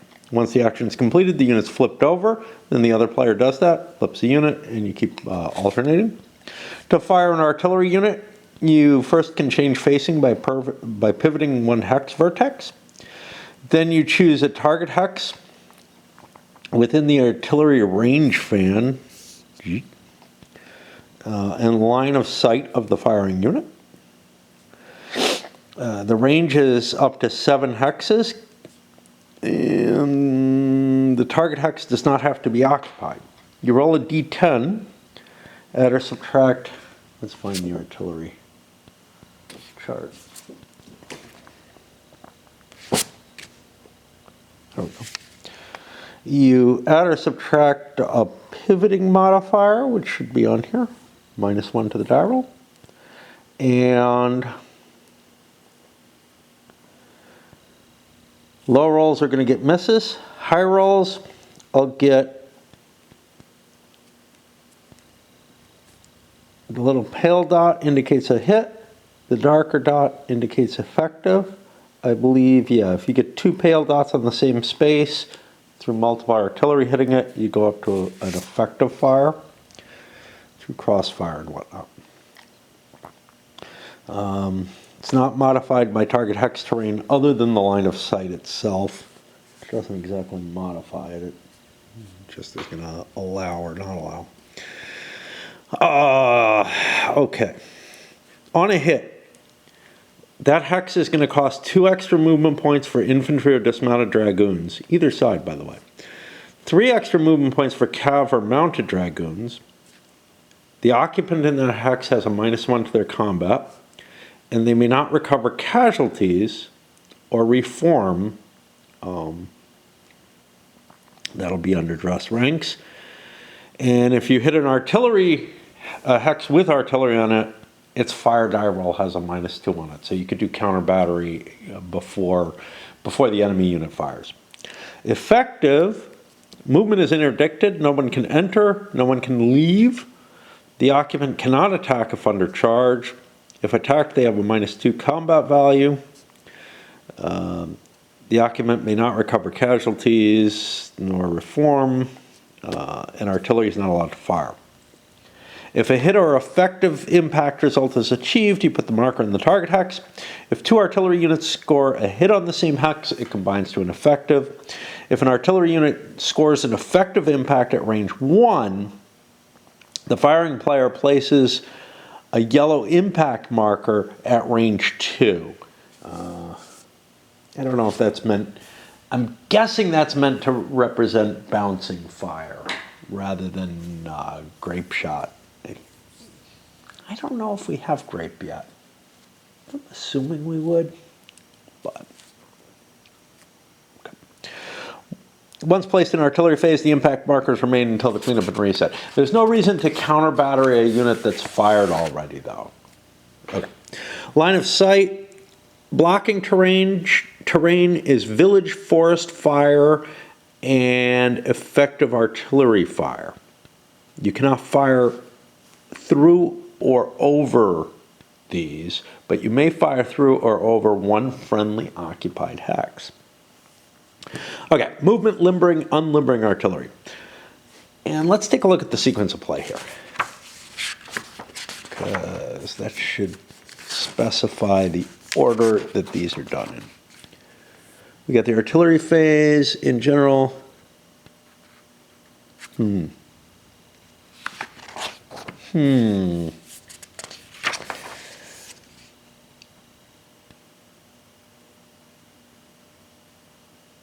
unlimber, move, and limber actions simultaneously. Okay, yeah. So you do all your movement before you go to firing. How is this listed? Each artillery they can only do one: unlimber, move, limber, or fire. And I think they put on the firing side when they do. All right, let's see. Both players simultaneously conduct each of the artillery actions listed below. First, both players may unlimber any of their limbered artillery units by removing the artillery limbered marker and flipping the unit to its fired side. Both players can move any of their limbered artillery, not on artillery fired, and then both players can limber any of their artillery, not on the artillery fired side, by placing an artillery limbered marker. This is interesting. You unlimber, okay. You limber, you don't put the artillery fired. This is interesting. Both players may move any of their limbered artillery not on their artillery fired side. I don't know how you would get on your artillery fired side if you were limbering. Or if you were already limbered. Don't know what that says. Maybe unlimber, move any of them. Yeah. An artillery unit that moved or limbered during the game during this phase may also pivot 2 or more hexes. Flip all artillery units which moved or limbered during this phase to the artillery fired side. Yeah, I guess you can use it as kind of a notation just to remind you moved that one already. I guess that's what it's meant for. It's easier to pivot and flip units as they move or limber instead of doing each as a separate action. It's written separately in the rules for clarity. But, I mean, it's all simultaneous. Who cares? For both people, yeah. Artillery in combat. Artillery alone in a hex that's target of infantry or cavalry attack is automatically eliminated and removed from play. The attacking infantry or cavalry unit advances into the hex without casualties or disorder and may change facing one vertex. Artillery stacked with other units in combat are eliminated and removed from play if the units retreat or is replaced by a routed unit marker. Artillery do not advance after combat. All right, battalion guns. Battalion guns are a single-use unit. Each gun counter is stacked with and moves at no cost with an infantry unit of the brigade on the counter. It has an effective range of 1 hex. If the infantry unit attacks or is attacked from the front, the battalion guns may automatically be played prior to the resolution of the attack by flipping the counter to its artillery impact side and placing it on the target hex. It's then treated as any other artillery impact. So it's going to reduce the enemy's strength point, essentially. Combat. So the socket bayonet is the big improvement here.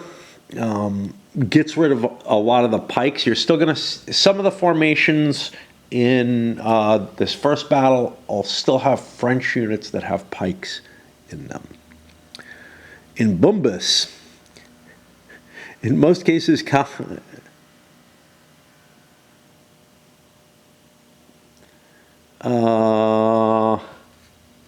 this is going to be musket and bayonet series. I don't know what the B is. So they've changed bayonet and musket bayonet battle series. That's what it is. Okay. In most cases, combat is infantry versus infantry and cav versus cavalry. Due to the large number of units in battles, the complex set of events on the battalion and squadron level is rolled into a single resolution. The range of results is based on modeling more granular sequence. The base sequence involved pre-attack morale checks, advancing fire, defensive fire, pre-shock morale, and shock. All of that's been abstracted away, and I'm kind of disappointed with that. That was part of what I liked about musket and bayonet. Musket and pike. And like, great battles of history or whatever, it gives a great deal of detail into what's going on. I would almost, it would be kind of cool if an optional, more detailed combat system were released, maybe in the next volume or something like that. Because I really don't like. This is going to speed up play tremendously, and that was the main goal. Was let's make the game faster so that we're not making these battles really, really complicated and painful. Still, I like all those intermediate steps. I know. It's better for most people, for most situations, and when I designed my own game, I did try to smooth things out and make things as as easily to handle in one die roll as possible for various reasons. It was a role-playing game. And the advantage there is that you could roll multiple attacks at once and handle a whole sequence of NPCs and whatnot. But anyhow, that's something totally different. But when I'm looking at these battle games, I kind of like all those sub-steps, and it's one of the things I really liked about Musket and Pike, and it's gone now. Okay, combat between two units. It's obvious they had a prototype before this that used a more detailed combat system and decided to withdraw that. So most of the work's done. But how much effort would have to be put into polishing that, plus the resources in terms of components and whatnot to support it. Yeah, I don't know. But this person would appreciate it, and kind of is disappointed that we've got a more abstracted combat system. Combat is between two units and only happens between an attacking unit from an activated wing and a defending unit. There's no multi-hex attacks. A hex can be attacked multiple times, but each combat is resolved individually. However, the player may not designate multiple attacks against a single hex when there are enemy units undesignated for attack in the same or higher priority as per the charge priority. Which is to say, in a setup like this, I can't combine to attack this unit. I've got to make sure I attack every unit that I'm adjacent to if I'm going to do any attacks, right? I can't double up. The units that would be vulnerable to multiple attacks are the ones at the ends of lines or in a salient, and the possibility of being attacked multiple times shows the inherent vulnerability of such positions. The sequence is determined by the attacking player prior to any resolution. If two or more units are designated by the attacking player to attack a single hex, and an attack is successful and the defender retreats and no longer occupies the target hex, any subsequent designated attacks on that hex are ignored, and the units are not able to designate other target hexes for that activation. Close coordination between units on the battlefield was difficult due to gun smoke, dust, and noise. All right. First thing to consider, the initial volley. This is more complex than you think. Like, quite often it's like stated, well, they had more time to load the guns, so they were more carefully loaded. Yeah, that hides something. And that you had a volley that all went off at once. Well, that second part, these units were drilled to fire on command. So, units essentially were all fire. Every man in a unit was firing at once.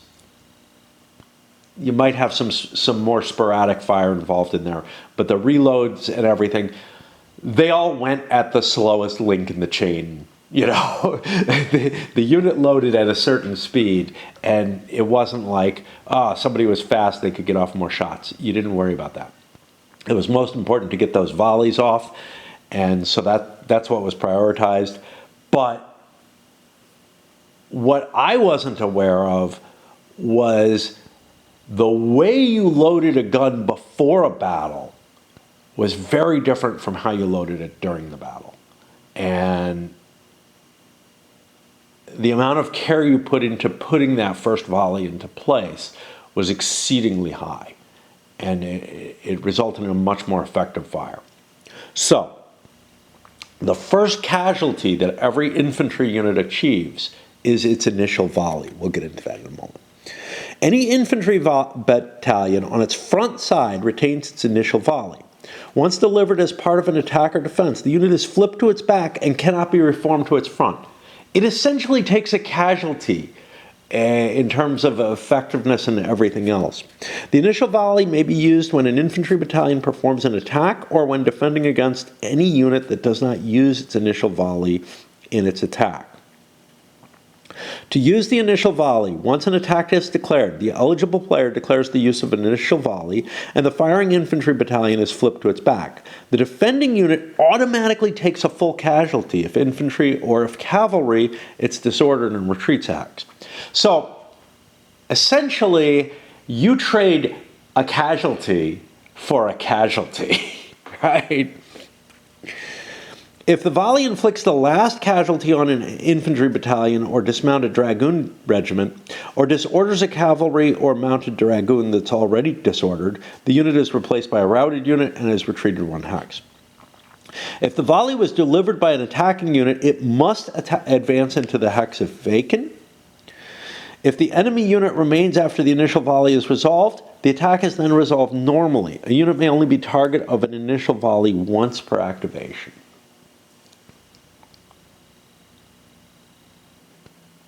Got a hangnail or something. A cuticle issue. That's why I'm pausing. I'm chewing, trying to bite it apart. Infantry versus infantry attacks. An infantry unit or dismounted dragoon under a charge order must attack an enemy infantry unit if the enemy occupies a charge priority hex. Once again, it's pretty clear. Must. An infantry unit that begins its activation not under a charge order and already adjacent to an enemy unit that is under a charge order may attack. This is voluntary. Once all movement is completed, the activated player announces the attacks for the brigade, then performs them sequentially with results applied immediately. Results are considered simultaneous, however, so flanks that become open due to the result of simultaneous combat are not applied. Use the infantry versus infantry combat table. Got to be in here somewhere. Up there. Okay. To resolve the attack, each player calculates the combat value of their unit and modifies it based on the leadership, artillery, terrain, and flank conditions.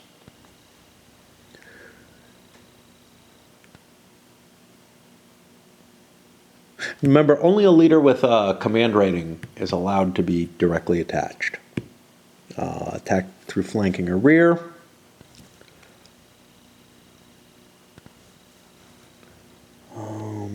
Open flanks. If the attacker has no open flanks and the defender does have an open flank, increase the attacker's CV by 1 for each of the defender's open flanks.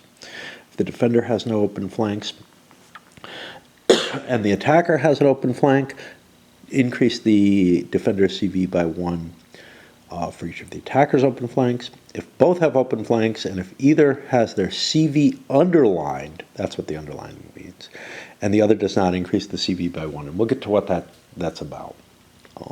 The reasoning behind that, I've forgotten it. And then different results are listed here. We'll talk about those in a moment. It's going to be a simple differential, a simple die roll with those modifiers. Okay. Looks pretty easy.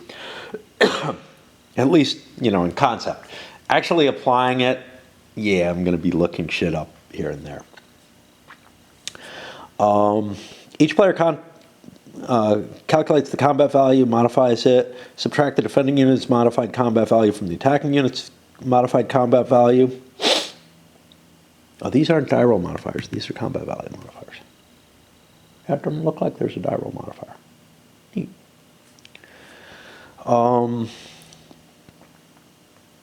The attacker rolls a d10 and uses the number for a code.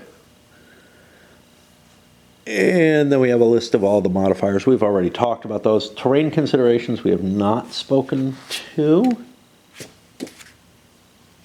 Got a terrain effects chart here, which is probably both.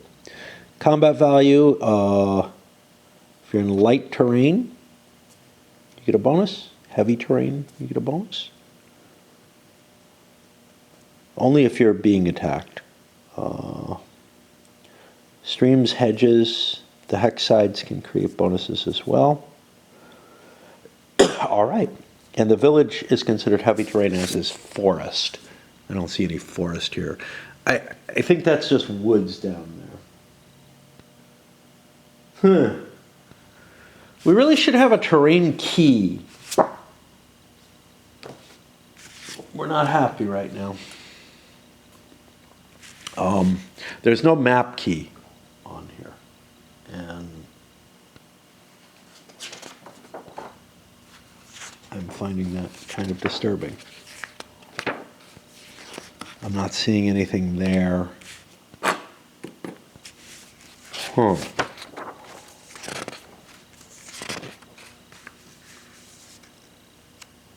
looking at the playing pieces map and command display.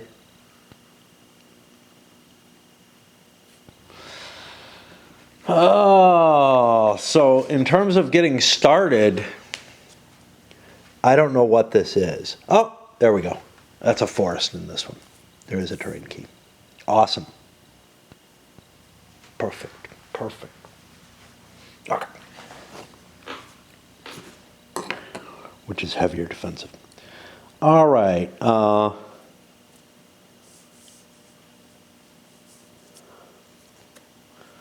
historical notes about the British and Dutch having longer frontages, giving them an advantage.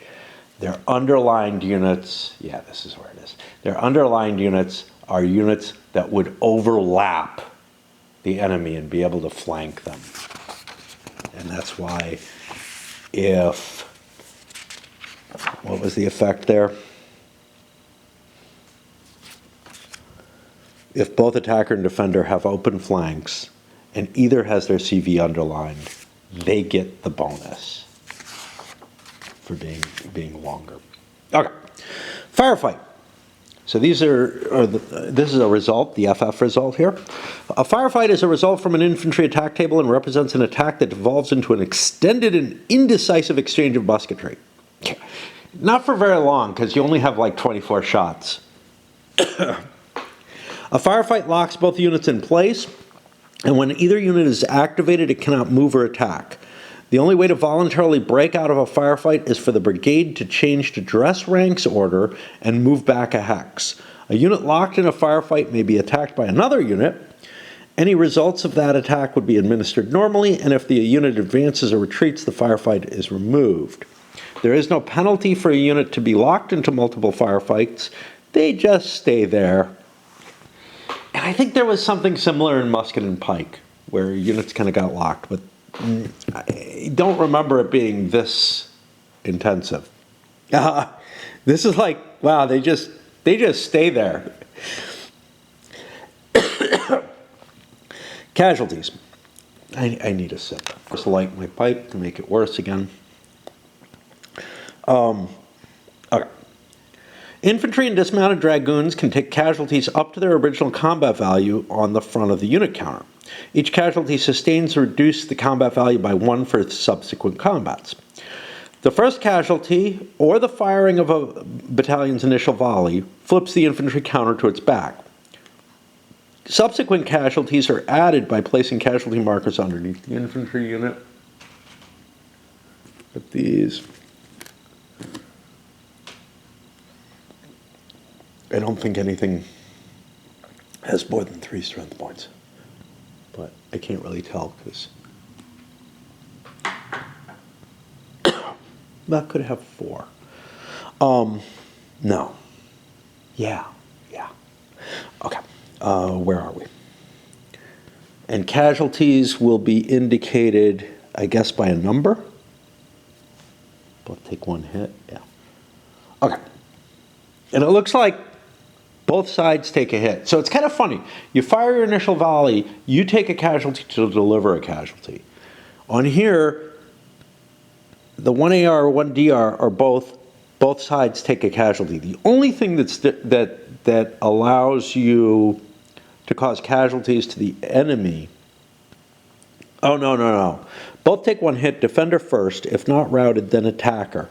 Okay, so 1DR, 1AR give an advantage to one of the sides. But in general, you'd be exchanging casualties. But there are eliminated results as well. Okay, cool. Infantry may recover casualties when under dress ranks order, but may never recover the first casualty.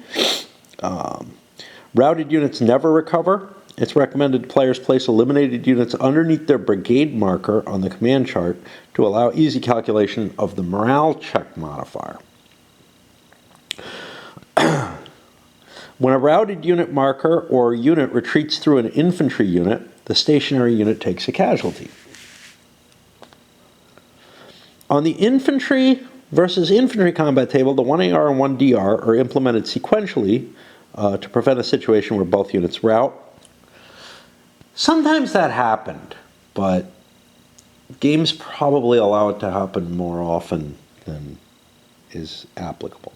And the sequence in musket and pike, I think, prevents it from happening. When implementing the 1AR result, the attacker takes a casualty. Then if the attacker is not routed, the defender takes a casualty. If the defender is not routed as a result, the attacker must retreat a hex, retaining facing.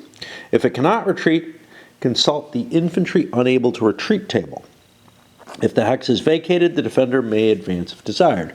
And this is going to subtract original combat value from the DR. You roll a die, and there's a chance that you either take casualties eliminated or just shrug it off. The 1DR result is similar but versus the rolls. And then it goes into the specifics there. If the hex is vacated under that, the attacker must advance into the hex, retaining its facing. Depth. The standard size of battalions in the game ranges from 400 to 650 men, but some battalions were unusually large. A depth of 1 is for 650 to 750, a depth of 2 is for battalions over 750 men. Some battalions are indicated in the scenario special rules as having additional depth to account for a significant number of additional troops. Battalions designated as having depth will have a depth marker of 1 or 2. I don't remember seeing any here, but I'm going to have to look through and make sure that there aren't any as I set up. Depth does not change the combat value of the battalion, only its ability to sustain casualties. After the initial volley, the depth marker is exchanged for one of the casualty losses. Depth once expended may not be recovered. Once all depth is expended, the battalion takes and can recover casualties normally within its printed value. So basically, the first loss is off your initial combat value, your first volley. The guys in the back, even though they didn't fire, aren't given any kind of advantage for those properly armed weapons. Probably because they kind of sporadically move their way up, and you don't have a full volley of that power. But from then on, basically, the depth levels are just extra hit points that you take, but they're not recoverable for whatever that matters. They don't count towards your strength either, so it doesn't really make a difference. Cavalry combat. Cav attacks. A cavalry unit on its front side under a charge order must attack an enemy cav unit if the unit occupies a charge priority hex. If it begins its activation on its front side not under a charge order and already adjacent, it's allowed to attack voluntarily.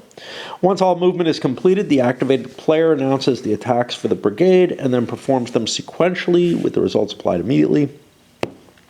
Use the cav versus cav combat table. I need another sip. I'm sorry. The thing is, I'm unused to being around people and talking. Like, when I was working, I was on the phone enough of the time and doing enough talking that I feel like my throat held out better than it does nowadays. Nowadays, I don't talk except on the video. I really ought to get rid of my Skype account. Like, I have a paid phone through it, and I don't know. I can always resubscribe if there's a situation where I need to make a phone call, if it's absolutely necessary, and I don't see any such situation. making appointments and stuff like that. But given that I'm not like taking care of my teeth or anything. Alrighty. Where are we? Each player first calculates the combat value of their unit and modifies it based on leadership, artillery, terrain, and flank. Let's take a look here. Modifiers over there, they look similar. We got this new one, momentum. There's counters for that. I didn't know what that was. It's cav, I guess. Army type modifiers. This is the distance. This is a bonus for charging distance. And we'll get to that in a bit. And then we have a slightly different, a different kind of combat results table. All right. Locate the corresponding column for the net combat value along the top, roll a d10, and that number is now the code for the outcome. Net combat value modifiers. Let's go into these.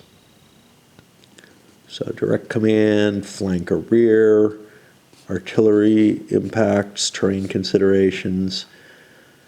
Okay, the momentum bonus. There's also the army type modifiers. This is the momentum bonus. Gotcha.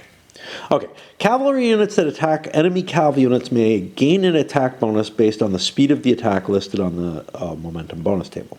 Attacking cavalry is marked with a momentum marker as a reminder. If the path of a cavalry movement to the attack crosses any terrain or man-made obstacles, the bonus is forfeited. God. I don't think I'm going to make it on this. I think I need to make tea.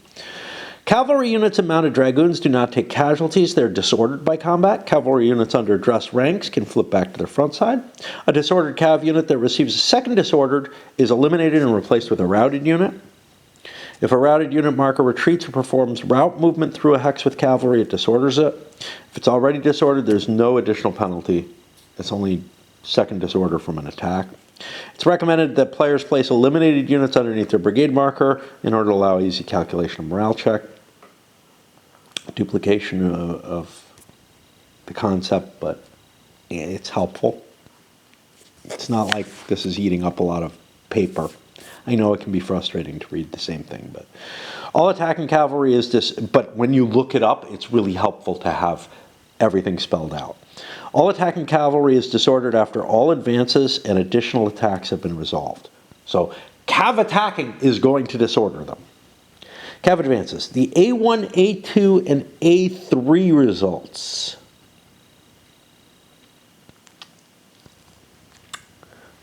Show up things like that.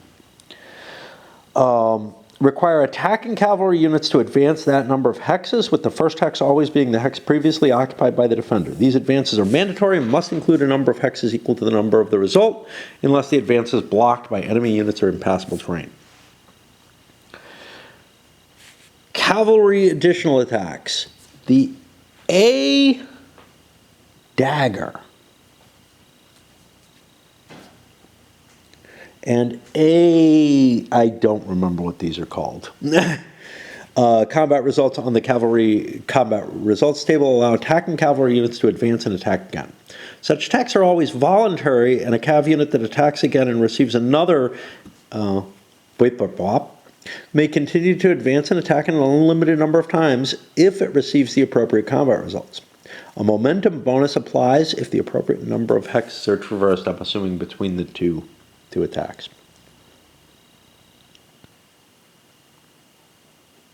Okay.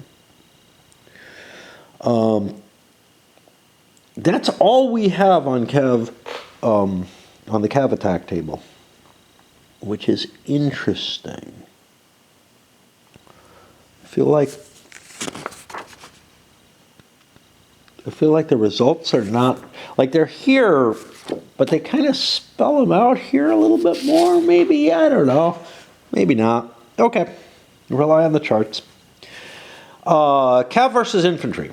Only cav on its front side, not disordered, and under a charge order may attack infantry units under the following circumstances. Attack an infantry unit which has its initial volley as a means to deprive the infantry unit of its use at the time of their choosing. The attack is declared, the initial volley is declared, and the cavalry unit is disordered and must retreat 1 hex. The infantry unit is flipped to its backside, no attack die roll is made. You basically trade a disordering for forcing them to fire their shot and take a casualty. Their casualty is permanent, yours isn't, but now you're susceptible. Attack an infantry unit with at least 1 casualty, and the attack must be from the flank or rear, or from the front with at least one open flank on the enemy. Or attack a dismounted dragoon unit, which I guess are less well equipped with pike-like devices in terms of socket bayonets and whatnot.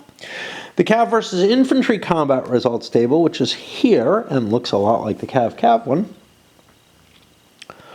is used to resolve the attack. Each player calculates the combat value of their unit and modifies it based on current leadership, artillery, terrain, and flank conditions. I don't see a difference. It looks like it's going to use the standard cavalry modifiers. We'll keep looking, but subtract the defending units from the attacking, locate the corresponding column. Attacker rolls a d10 and gets a code.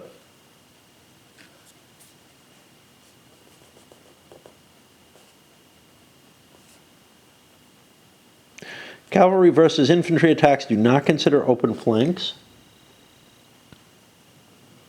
for net combat value, but I think they do consider attacking through a flank, right? Yes. Units in a hex with a yellow artillery marker have their combat value reduced. That's not on here. Yeah, the modifiers on here are not fully in play, are they? I guess they're not fully in play here either. Okay, so the artillery is just, that is the artillery counters. Okay, we're getting close. I'm gonna swap batteries and come back, and I think I'm gonna make another cup of tea. So I'll be back shortly, but longer than maybe I first thought. Okay, normally infantry can't attack cavalry. It must, in order to do so, be under charge orders, be in open terrain, not be across a hex side feature from the target cav unit, and have only a cav unit as its highest charge priority. If all these conditions are met, the infantry must attack. If it has an initial volley, it's expended and the cav unit is disordered. Same thing that would happen if the cav attacked it, right? If it's already disordered, the cav unit is routed, though, and retreats a hex.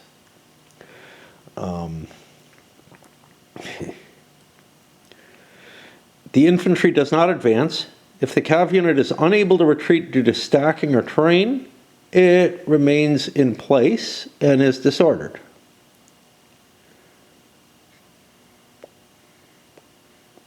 See, this is weird. If the infantry has its initial value, it's expended and the cav unit is disordered. If it's already disordered, it's routed. The infantry doesn't advance. If the cav unit is unable to retreat, it remains in place and is disordered. If it's already disordered, it's routed instead. This feels like it's not just with the initial volley. Something's weird here. Something's weird here. Like, see, these feel like they're subbed to this just by the placement. If the infantry has an initial volley, it's expended and the cav unit is disordered. I think that just happens. But then there's the, if it's already disordered, the cav unit is routed. See, I would assume that's if it has its initial volley. The infantry doesn't advance, that follows just perfectly fine. If the cav unit is unable to retreat, the only time it would retreat is if it's routed by this sequence. And it remains in place and is disordered. If it's already disordered, it's routed instead. This is just weird. This doesn't really fit. I feel like there's something missing. Like the cav has to retreat no matter what. Like infantry, like there's something just missing here.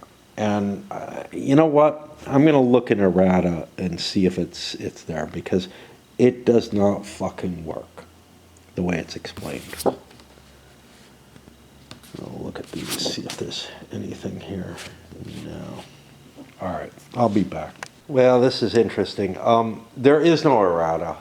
The living rules are this rule book, at least in this section. It doesn't appear. There's no date associated with them. GMT's gotten good at putting errata separate, as well as putting the date on the living rules. So I didn't see any markup or anything in the version I looked at. So far the rules have been very good. This is the first place where I found something I'm not quite sure, and I think it's an unlikely situation. I don't think infantry is going to be attacking cav a lot, but it feels to me like somewhere or another there's a line missing, which is that the cav should retreat no matter what to get away from the infantry attack. That would make sense, but anyway, I'll make it up as I go, I guess. There are questions over on BGG, but there's like 142 threads associated with the game. I looked, there was one on 2 questions, and they didn't deal with this, and I didn't want to file through 142 threads and try to figure out if any of them, with titles like "A Couple Quick Questions," which is the one that I looked at. You know, yeah, that might be what I'm looking for. It might not.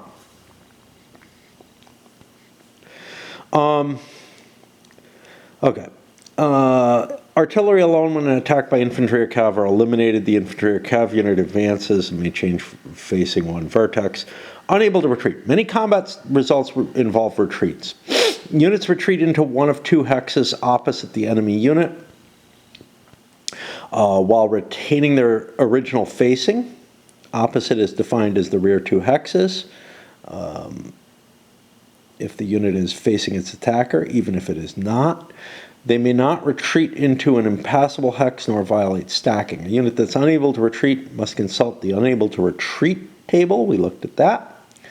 An infantry unit on its last casualty is routed instead if the result calls for a casualty. Yeah. Figures 27 and 28 show how retreat and stacking interact. Remember, the unit behind can cause problems.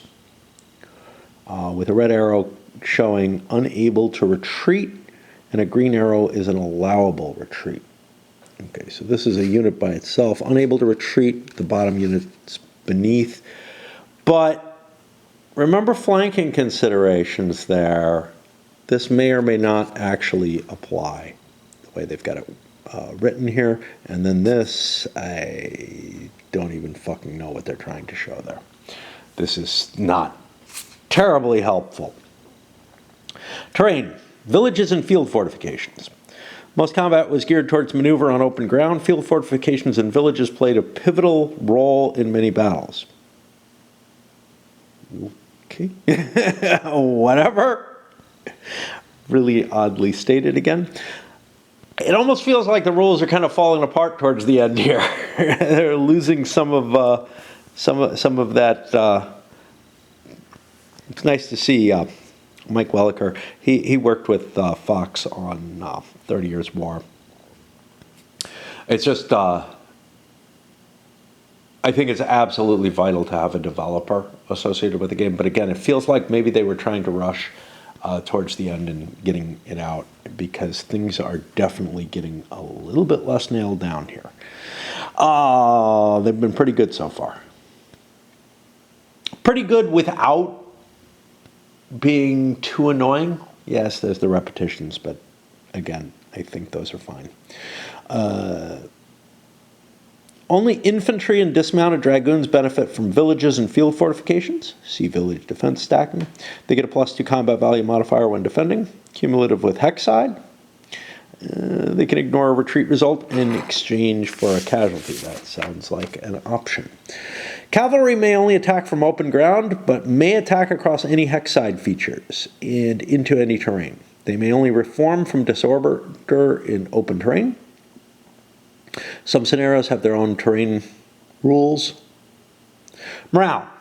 After all combat is completed for a brigade activation, any brigade, either side, that had at least one unit routed during that brigade activation must make a morale check. Inactive brigades check first, the ones that were attacked. The brigade morale is on the brigade counter on the command display.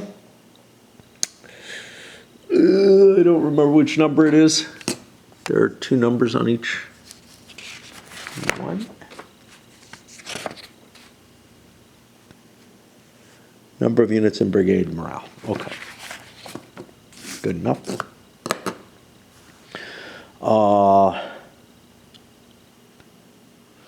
As units are eliminated from play, place them under the brigade counter as a reminder of the modified morale. The owning player rolls a die modified by the leader. Oh, the modified morale is the printed brigade morale minus the number of units eliminated.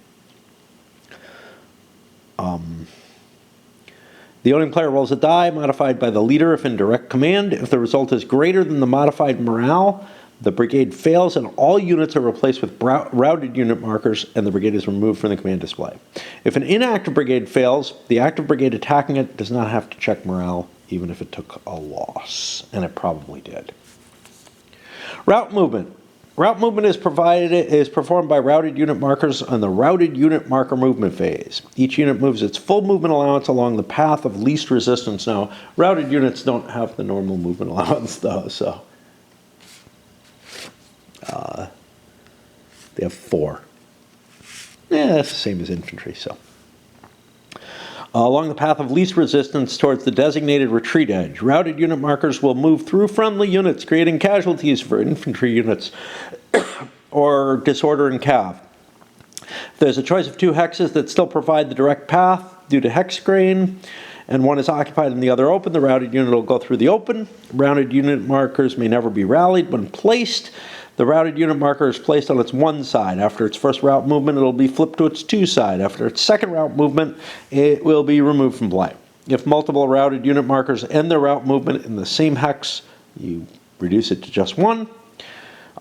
They may be targeted for infantry or cavalry attacks. No die roll is needed. The routed unit marker retreats 2 hexes and the attacking unit advances without casualties or disorder. And that is all she wrote. I feel pretty comfortable with all the rules in terms of them making sense. I'll be able to refer and whatnot, except for this one infantry versus cavalry. Infantry attacking cavalry, I think that there's just something missing there. And yep, that's all I got. I think the thing that's missing is that the cav is going to have to retreat no matter what. So here, initial volley is expended and the cav is disordered. If it's already disordered, it's routed. That to me is a backup of this. You know what it may be? I mean, no matter what, there's...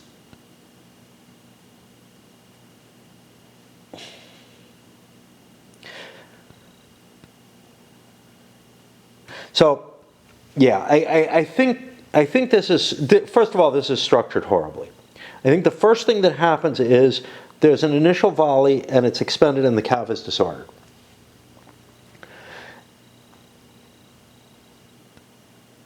If that cav unit was already disordered when it takes that initial volley, it's routed.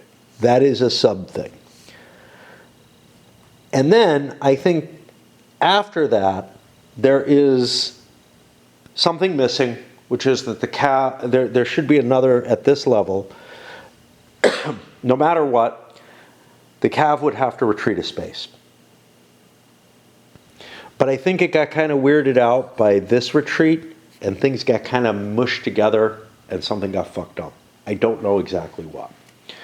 I am almost out of battery, so we're going to call it here, and I'll load this up. Then I have a lot of effort towards figuring out the scenario, setup rules, which are going to be kind of complicated. Yes, I've done a lot of the work in terms of sorting and whatnot, but actually figuring out where things go. Now, these are the front lines, these dotted lines here. The dashed lines are the sector or wing divisions, but like the front is going to be behind here, and then you go behind that. And I'm not sure that the scenario instructions are very good at spelling everything out. They don't seem as rich, as carefully constructed as the rule book itself. But more on that after I do the set. All right, be back who knows when. It's Thursday. It's a pretty day. I'm very sleepy. And, you know, Raid is going to make some serious demands on me over the next couple weeks.